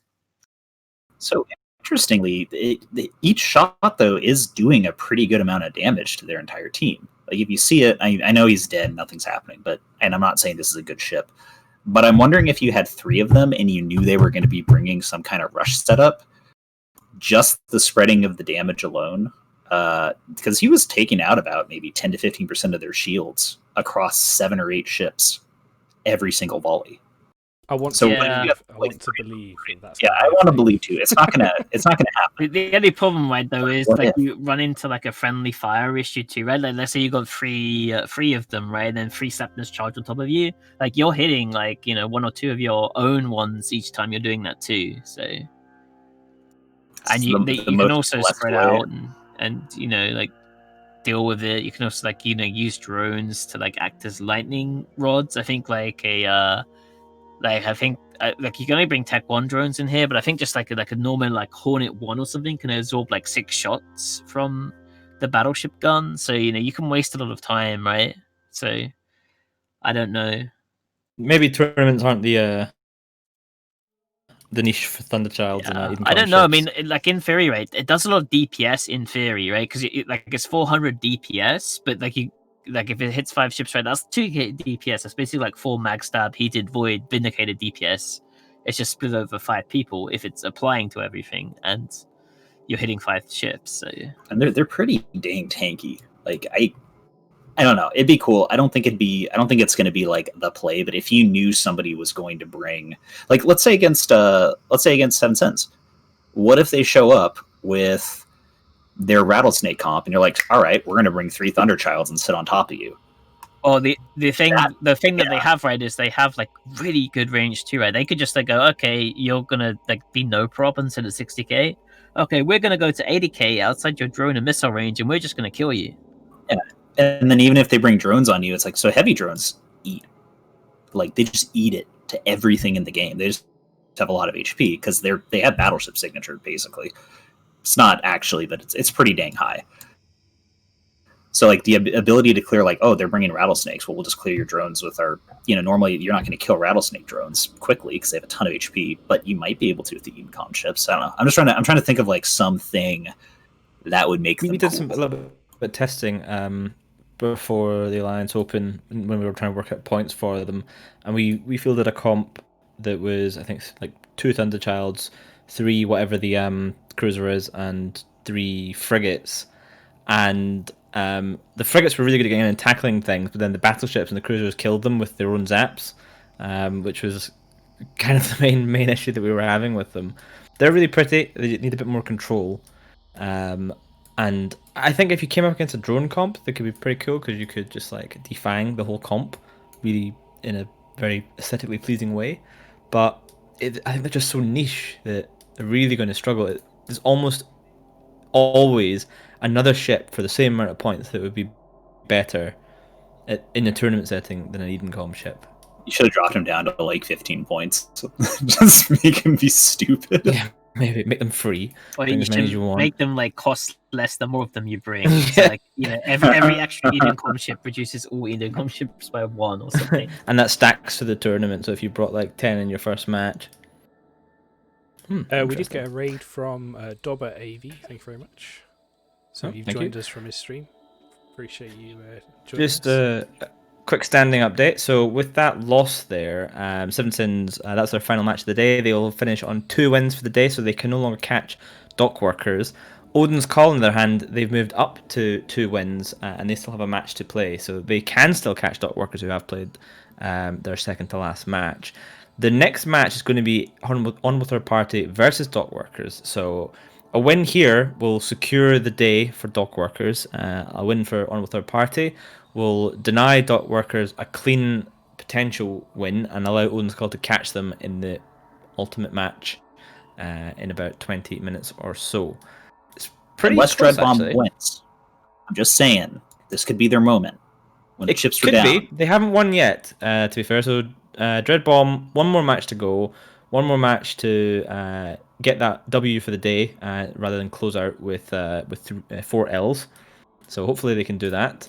But then again, I kind of want to see Odin's Call get up to 3 and tie with Dockworkers. But then again, I also want to see Dockworkers get 4 and win cleanly. I don't really know who to support now. My heart says Dockworkers, and my brain also says Dockworkers. Sorry, HTP. Just saying. I like you guys a lot, but we're in AT land. Neutral zone. Yeah, this is the neutral. I think Dockworkers has like shown the best piloting today, and they also probably have like the most consistent comps, even though they've kind of built the same comp with like a few alterations. I mean, that's not necessarily a bad thing. That's them. They're probably testing a couple of variations on how that comp plays against different enemy lineups, which is exactly kind of what we're hoping to do here.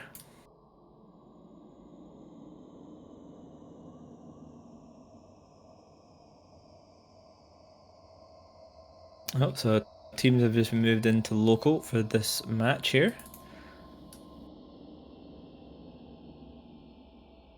Yeah, I haven't really like Dockworkers have been really good today. Like the piloting, they've had matches where they should have lost that they won because of piloting, and that's always like at the end of the day, that's kind of the thing that matters, especially when you're just doing like scrimmages, whatever you want to call it. I want to see HTP bring something really weird though that's just like made to counter Dockworkers. That'd be funny. It's kind of one of those things that there's like an unwritten rule when you're practicing against someone to not intentionally counter whatever they're trying that day. Just because it's like, oh, cool, you tested that you figured out you can totally dunk us, but it'd be pretty cool. I want to see it. Come on, HTP, let's go. Yeah, I mean, it's basically like like a waste of a test for yourself too, right? It is, yeah. That's why, like, a lot of times, especially at the beginning of ATs and everyone's doing like open practices and stuff like that, it's like, okay, well, we're just going to test this one comp over and over and over again because you don't want to show anyone your good comp. But the problem is like after a couple times, you'll get to the point where someone's like, oh, haha, we figured out that you're bringing this. And so therefore, we're going to just completely counter it. Or they'll be like, oh, I see that you're bringing 7 Amar ships and 3 Galentes, so we're just going to stack Amar jams on you. And people do crap like that. So, but it's a waste of time for both people. But in this specific case, since there is prizes on the line, I'm just saying. 200 plex, that's an extra, 3 ravens for Yeah. Greenswarm. Exactly. Is it even 3? It feels like I think with the new mineral changes, Yeah. it might not even be 2. it's an extra half a raven. Well, teams are warping in now, so as soon as we see the blue team landing, I will switch over, and I can tell you now we do have one new comp, I think, and the other one just might be tweaked slightly. Yes, it looks like we see a couple more wild cards as teams land on grid. This time it looks to be the Malice, and I think, is this the first time we've seen a Guardian today? Like, Stoney, do you want to walk us through the choice of Guardian versus Oneros? Oh, the Guardian has the extra high slots and the energy transfer bonus. It also tends to be a little bit more tanky. They both have 5 low slots, but the Guardian just has better uniform resistances because Amar naturally have that explosive resist buff. So there's not 2 holes on the Oneros. Like the Oneros has 2 holes. It has like explosive and kind of EM, whereas the Guardian only really has a thermal hole. And the Guardian, the Oneros, though, the big advantage that it has is it's quite a lot faster than the Guardian, and it also has an extra 2 mid slots. So the Oneros tends to do like a bit better as like a solo independent logi, and like it has a lot more mid, so you can do like dual prop with like injector, you can with a sensor booster, so it does a lot better against control. It's like a lot easier to like control a Guardian than it is an Oneros. And so, what do you make of this comp here then with the Malices coming in with that Guardian? You think they'd be better off with the Oneros here? I mean, what they're probably trying to do, kind of, although I guess it's not completely true because they have a Super and Vindicator in, but is to try and like racial uniformity is like really important in this tournament, right? Because like the more ships you have of the same race, like the less likely your opponent is going to bring those jammers, right? Like generally, like your opponent's probably going to bring like an equal mix of all jammers, and then like based on testing and like what's popular, they might skew jammers slightly. So instead of like having like, let's say 5 of each type, you might say, okay, there's a lot more Amar and Mimitar set up, so we're going to skew to like 7 Amar, 7 Mimitar, and then like 3 of the other ones. So by like going all Amar basically, or almost all Amar, you make it like a lot less likely that they're going to make the risky choice to go all in on Amar jammers. I would have loved to see those 2 Enyos be Utus. Would that work? That would work, but I mean the Utu isn't. I don't think it brings that much more than the NU, and then you kind of don't have a unique. Yeah, true. Yeah, it looks like the Vindicator is going to be primary for the Dock Workers team here, trying to take that high DPS out straight away. Looks like we're seeing damage on an NU, but no real damage sticking for the blue team right now. Sorry, Dock Workers are the Dock Workers are the blue team. They're thugging a Blackbird in the back here. They got all 3 sacrileges on it, and it is tackled by the Svipple and a Malice. So I mean, he's going to go down super fast. I think they've kind of figured out the trick with HTP is just going to wipe out their back line, because they seem to be running kind of either low screening or no screening setups. And yeah, I got a bit confused there because HTP are basically running Dock Workers setup almost. Yep. So I got confused there. But yeah, it looks like that's what they're doing. Like they're running. We didn't see like damage really sticking on anything. But that's because what Dock Workers doing was they're sort of like going around the back lines to like cut off these Blackbirds with their Malices and then kill them. The Vindicator's tackled there, but he is holding up pretty well, and you can definitely see the difference between like 2 Deacons repping a battleship compared to this Guardian repping a battleship. You can just see like how much better this Vindicator is just surviving. I will say the thing with the Malices is they don't do damage.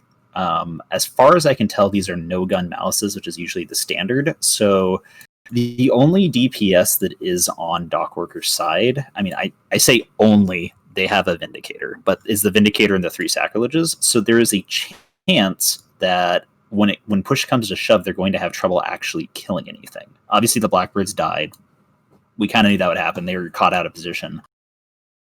it's going to be interesting to see because they don't have a way to stop that Leshak spooling as well. So we have, once again, we can talk about, oh, look, the Leshak.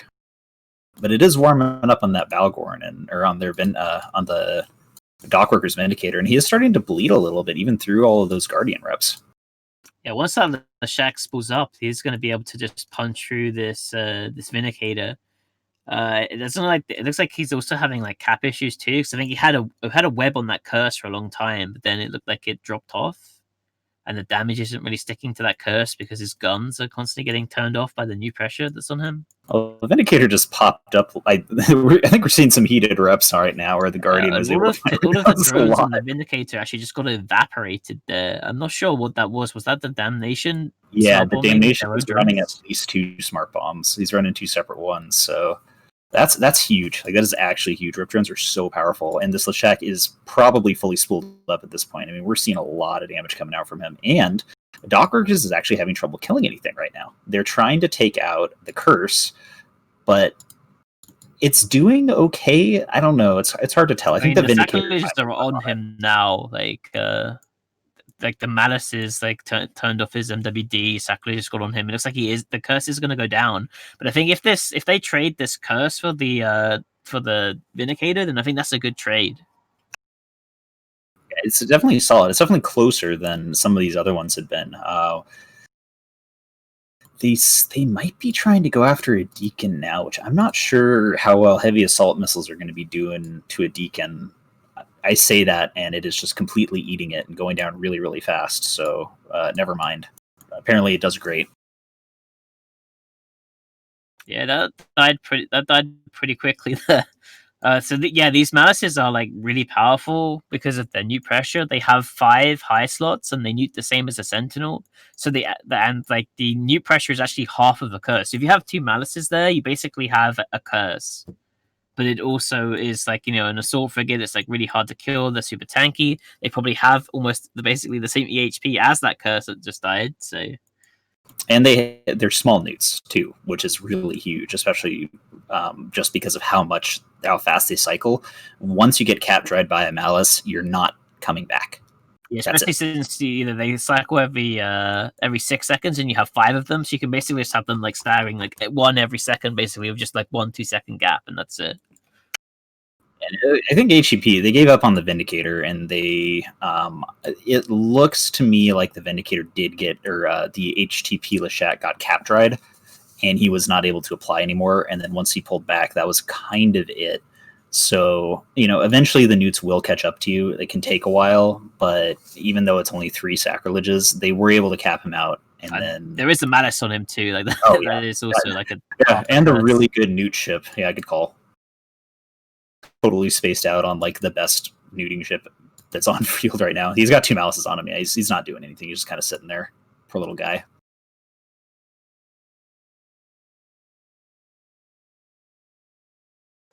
Yeah, so I think that once the Leshak goes down, it's basically like 100% over here. And like, I think with the Malices, the Leshak's not going to be able to spool on the Vindicator or like one of these Sacrilege or something. So I don't think they're going to be able to kill anything anymore.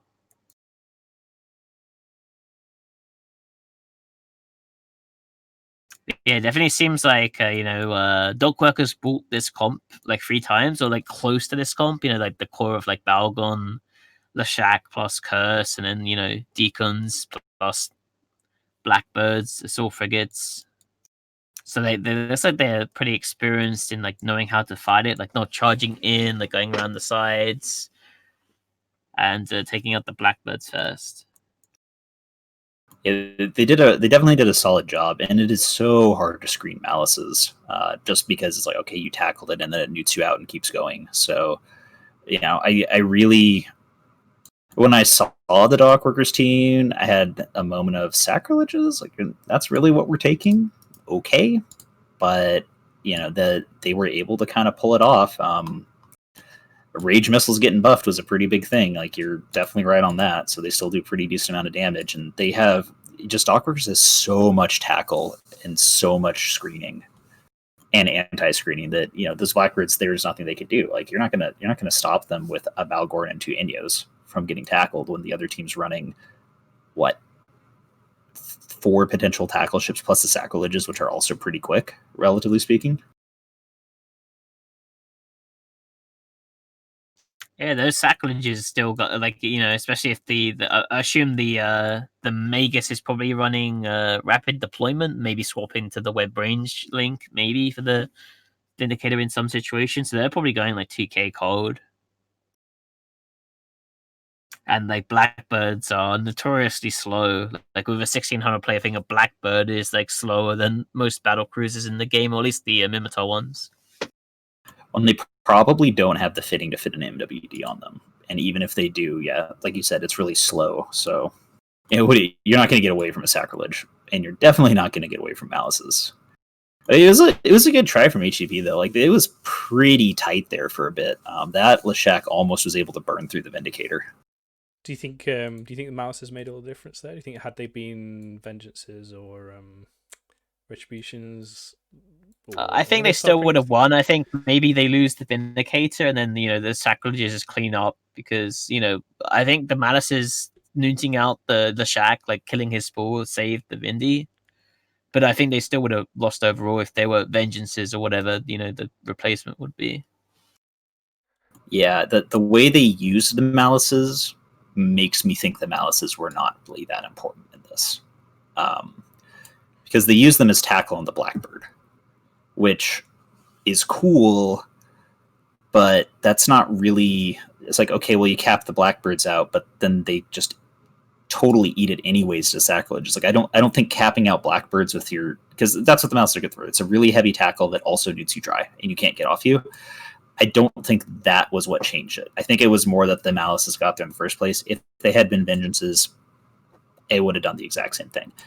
I do think that after those Blackbirds were down, then when the malices started doing things like nuding out the Leshak, nuding out the Deacons, that's when the malices were, okay, this is pretty worth it. These are good ships. There you go. And with that, Dock Workers take their 4th win of the day. Puts them into position where they can no longer be even equaled, having not dropped a single match all evening, going 4-0. So congratulations to Dock Workers on their streak of wins tonight. Great performance from them. I'm sure they're going to be very happy with that. We have one more match to go. It's going to be Dreadbomb versus Odin's Call. Both Odin's Call and Seven Sins are sitting on 2 wins tonight. Dreadbomb still looking for that elusive first win. So this decides the tiebreak between Odin's Call and Seven Sins. If Odin's Call can win, they can go up to 3 wins for the day. But I'm assuming Dreadbomb would like to go home today with at least 1 W. I mean, it's very nice to be like, yeah, it's just practice, it doesn't count. But then again, getting kind of, you know, beaten down 4 times in a row doesn't feel so good, and it's a bit of a morale hit. So it is nice to go home with a W, even if it is a token one at the end of the day. I feel like they deserve a win. They've had a couple of close matches, and I don't think they've been leaning too hard into using the unique ships as well. So I feel like they deserve one. I think something to note as well, I think Odin's Call, I believe, is team captained by Stoesh, who was previously on the NC Dot team. So bringing a lot of experience there to the theory crafting.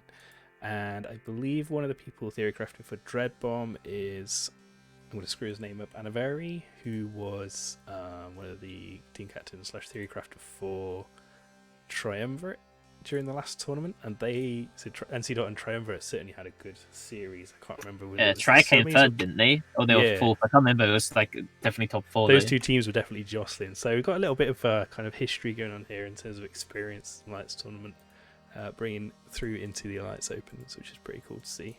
And bringing along with them, I think I saw a bunch of names that I don't recognise. So hopefully people who've come to EVE in the last couple of years and decided to get stuck into tournament play, which is pretty cool.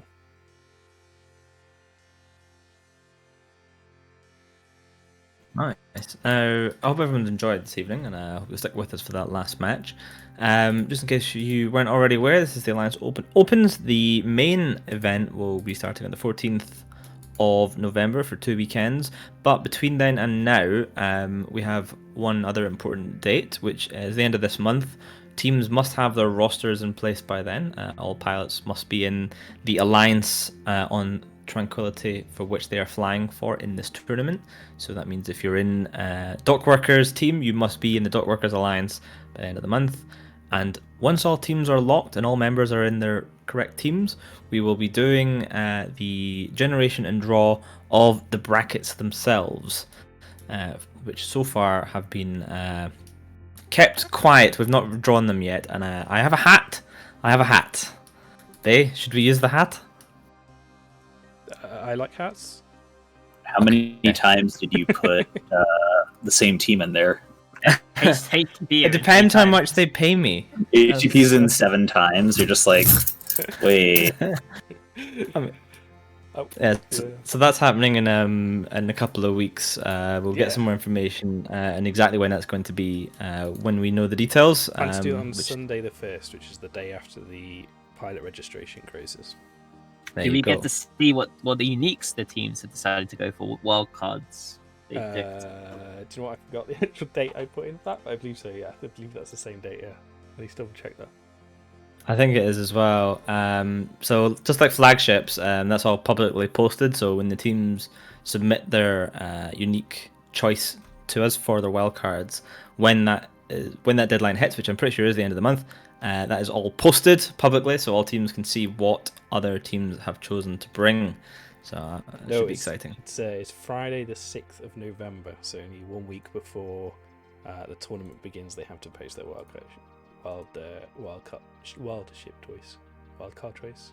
Same thing. Oh, so it's a week after the deadline, basically. Yeah, the first deadline is just getting pilots into alliances, and then we do the bracket draw after that.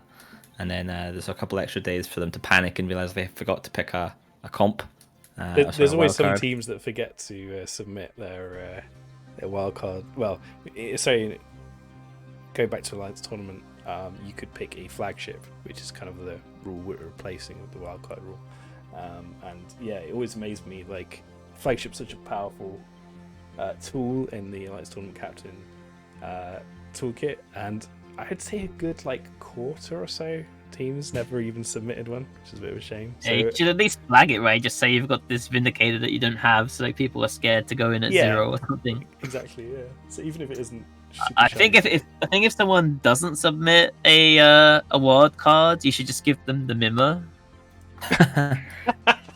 Yeah, I can't even remember the stats of that. I just know that I never see it used. It's worse than the meaning in every way. Wow. Or 2 Freckies. Nah, dude, give him a Fiend. A Fiend is actually useful, though. Yeah, but it's... you could just do an RNG generator and just have it pick one at random for them. So there's a chance they get the Mimir, there's a chance they get the Fiend, the chance they get the dual Cambions. Kind of Whiptail. Yeah.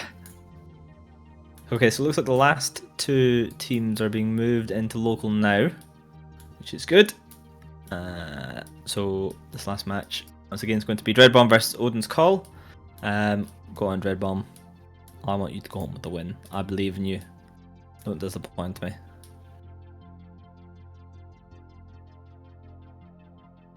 I'm trying to remember what they brought previously.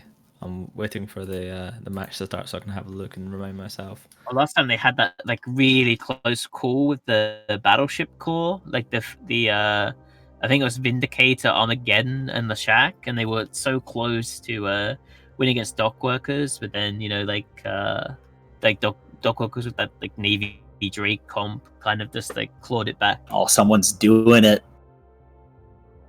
They better be correct fit.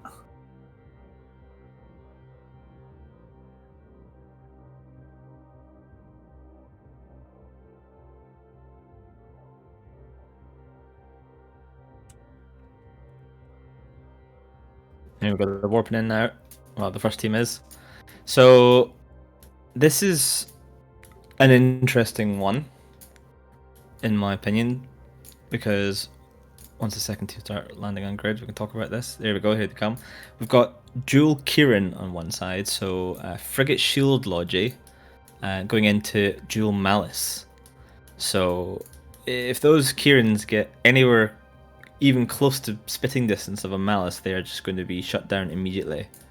But other than that, it's quite a reasonably strong comp for killing the small stuff. What do you think, BBP?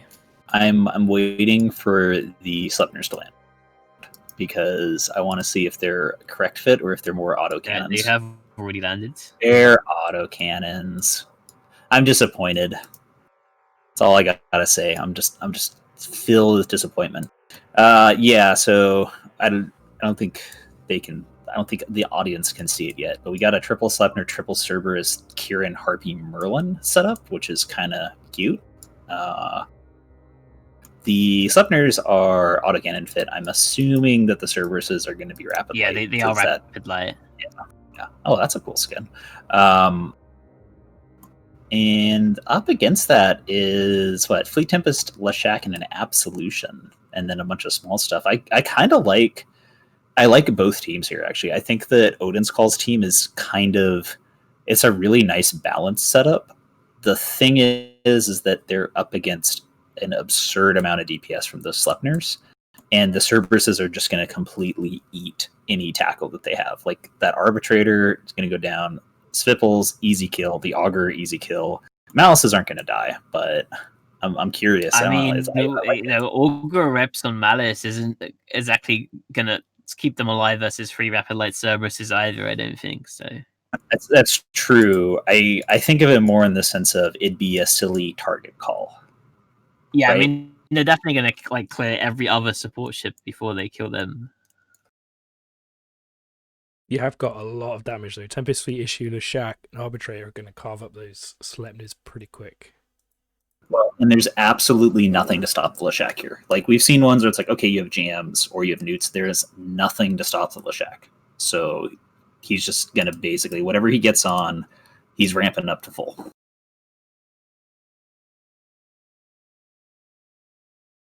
Yeah, it's gonna be very pilot dependent on Dread Bomb, which we'll see how that goes. At least they warped in at range, which is always a good thing. How do you feel about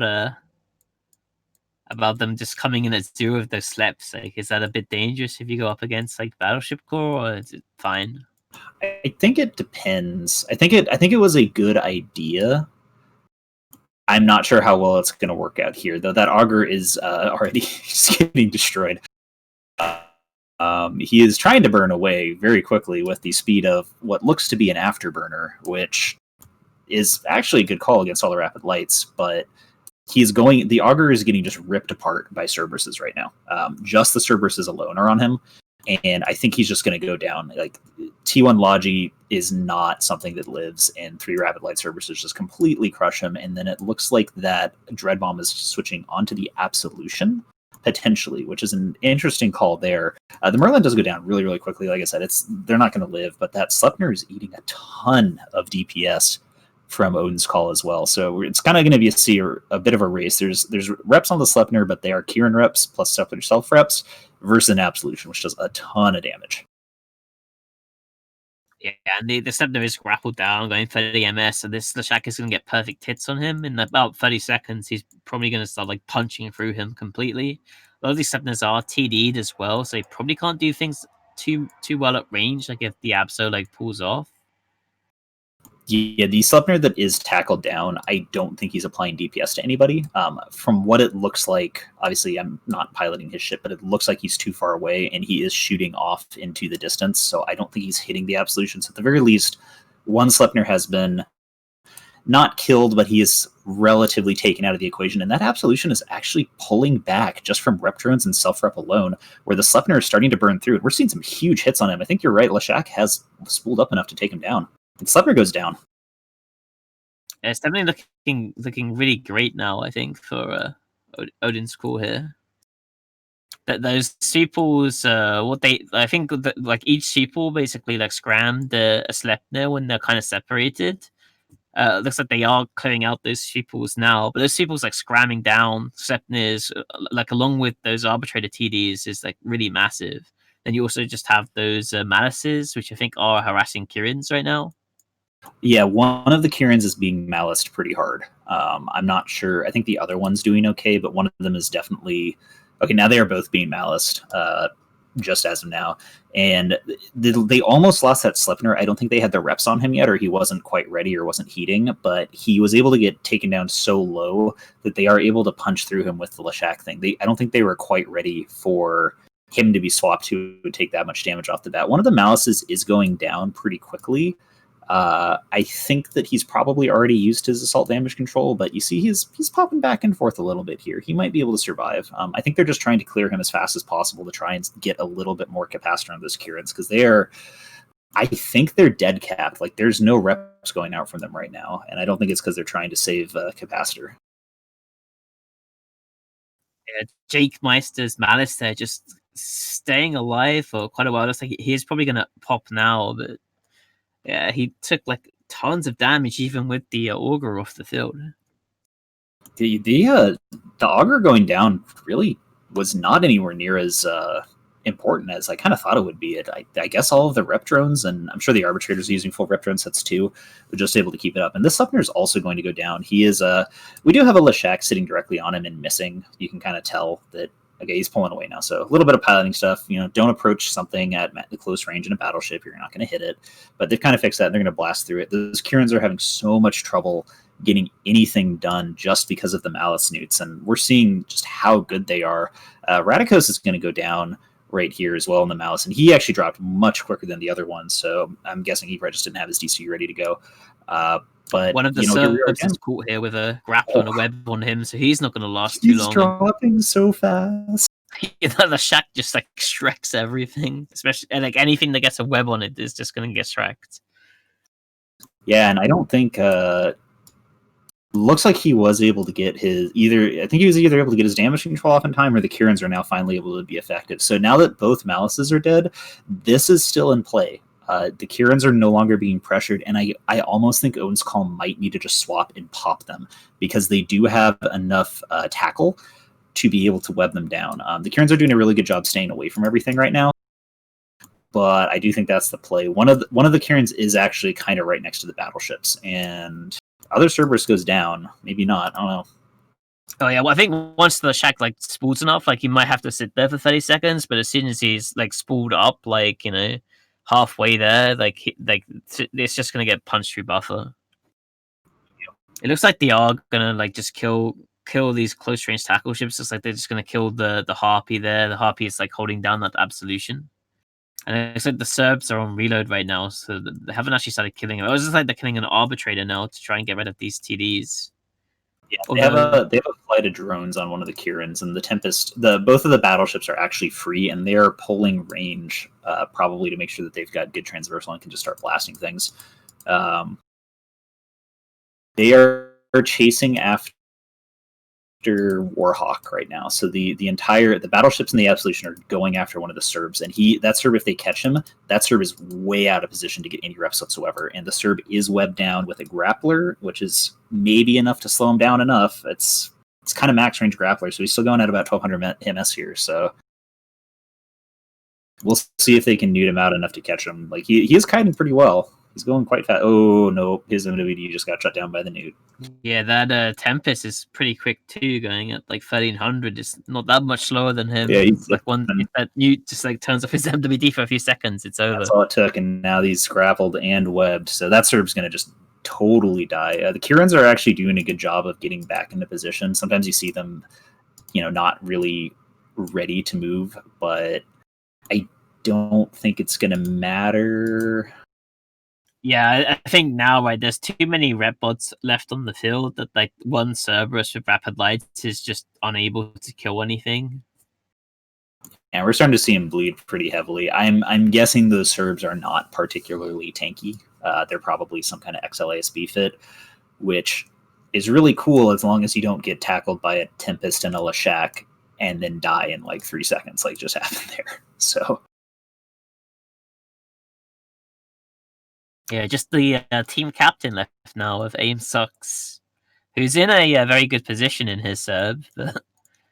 Being the only rapid light ship alive means that he probably isn't going to be able to score any kills. Maybe he can finish the arbitrator, maybe, but I really doubt it. Yeah, and they're going after that Harpy, who is he's running. He's trying to run. Just, delay the match. Oh, this is a real big hit right there. He might be far enough away that the Leshak. Oh nope, he actually outranged the Leshak. So, oh, and there he goes. I'm not sure what hit him. He must have just taken a wrecking shot from like the Absolution or something right there. Got completely wrecked. Yeah, it's completely over at this point, I think. See what this Cerberus tries to do. Looks like he is shooting an Arbitrator, but his missiles are probably not going to be able to punch through the rep bots from the Tempest and the Leshak, which are pretty considerable. Yeah, and they're just taking Kieran's out now. Like we're seeing this has been really good battleship piloting since I've been kind of being a dick to people. This was really solid battleship piloting. I was kind of watching it the whole time. They're being really good at like, okay, keeping them in optimal, making sure to transversal down to 0 as much as possible. There was very little overshooting from the battleships. Like that's what I want to see. Like if you're a battleship, if AT pilot, you really need to recognize that most of the time the ships you're shooting, like your ability to apply damage 100% of the time is so important. You can't even have like, oh, well, I missed 3 or 4 volleys. It's okay. It's like, no, it really isn't. Like 3 or 4 volleys from a Vindicator is sometimes, that's enough to just kill a Logi outright. Yes, like 4K per volley or something. Like 4 of those, like 16K. That's like basically like an RT Mac volley right there. Yeah, it's pretty huge, and they're just finishing them off. Cerberus is actually holding out. So yeah, I think it was they definitely are running the XLASB Cerb fits, but it's going to hit reload in a second, and then that's going to be it. So is he going to live? No, I think the Leshak is the bar is growing bigger and bigger. The Tempest he just bumped him. He's trying to get his transversal up for him. Fleet Tempest is sabotaging the Leshak. Oh, but he's also like in like max optimal for grappling now too, though, right? Yeah, so now that Cerb speed is just and there it goes. Based. And the lone Kieran is probably going to survive. Yeah, that was good does. Play though. Like Dreadbomb played pretty well there. That was not bad. They just Yeah, I think this comp was like just really strong against what they brought. Yeah, they seem to get unlucky through most of the matches. Like it wasn't as if they got just decimated every single match. They were always quite close and just couldn't quite get the win. But alas, they couldn't get it in this final match either. They go home with 0 wins today. Odin's Call to take that up to 3, securing themselves second place. So just for the standings today, Dreadbomb on 0 wins. Then it's Honourable Third Party with 1. Seven Sins with 2, although very respectable since they brought undemand comps, and we like to see that sometimes. Odin's Call then on 3, and today's winners are Dock Workers winning all of their matches, 4 matches, taking home, I think it is 200 plex per win, is that right, Bay RJ? 200 plex per win. Yeah, so they get 800 plex for just turning up and blowing up some spaceships, which is pretty good. Everyone else gets 200 matches per win, which if you're a Dreadbomb is 0 plex, which is rather unfortunate, but everyone else at least gets some. It's been pretty cool today. Like, so for the last few weeks, I guess attendance at Opens has been pretty low. Took a couple of weeks off as well. I think as the kind of like the middle era of practice where the newer teams maybe haven't started practicing yet, and the sort of more veteran teams have already practiced a lot and they wanted to keep their cards close to their chest. We're now moving into the era where maybe some new teams want to take part, and so I've kind of anticipated people having fun with it and trying wacky things, I guess. But today's felt pretty competitive, and teams have been bringing out some pretty strong setups, I think. So we might, if we do this next week, mix it up a little bit and actually start using the ban rule, etc. To if teams are going to try and be competitive with this, and this is kind of Opens is usually just to show off and have fun, but if teams are going to be competitive, then I think we should bring in the bans maybe. So absolutely, it should be quite fun to try out next week. Yeah, definitely, for sure. So make sure you tune in next week, same time, same place, aka the internet. We are here doing these things for your entertainment.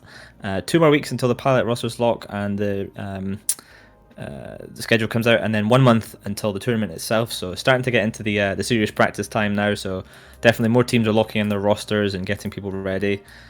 So let's just do a quick round the horn. So I just want to say once again, thank you very much to everyone who participated. So pilots and captains who came along tonight. If you're not there, then we have literally nothing to talk about. Thank you to all the staff in the background, like Viter and Dwagon and Gat and stuff who put together all the fancy tools and things. Thanks to Bay, who is streaming and pushing the right buttons at the right time. Most of the time. Most of the time. CSP Aurora, who has been running the ref tool for us today, and just being an absolute lifesaver in helping us actually run the damn tournament in the first place. Of course, thank you to our commentators. Tonight we had Winsai, Wingnut, sorry. We had BBP and we had Zetonia.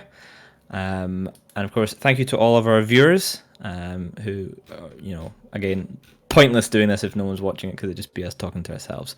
Special thank you to my number one fan, Cuba's sister, who has been hitting up chat all day today, which is much appreciated. And so I will see you next week. Does anyone else want to share anything before we close off? I didn't break the server, so I'm happy. Oh yeah, thank you to the Thunderdome server for not crashing. Yes. Oh, yeah. Well, it did earlier this morning. It didn't wake up after downtime, but I woke it up and we're good. Well, it is Saturday, right? It is. So I guess to sleep in on Saturdays. Yeah. Apparently. Thank you. No, I'm gonna thank you, CCP Aurora, for volunteering your time and doing this because I know that it's a lot of work. And it means a lot to the tournament community as well. Yeah, thanks a lot. No problem. I'm happy to do it. Yeah, I think we're gonna raid over into talking in stations now. They've just started. They're doing something on wormhole space at the minute and how it's being affected by the Triglavian menace or saviors, depending on your. Oh yeah, and sponsor shout out. Thank you, Cableita, for sponsoring.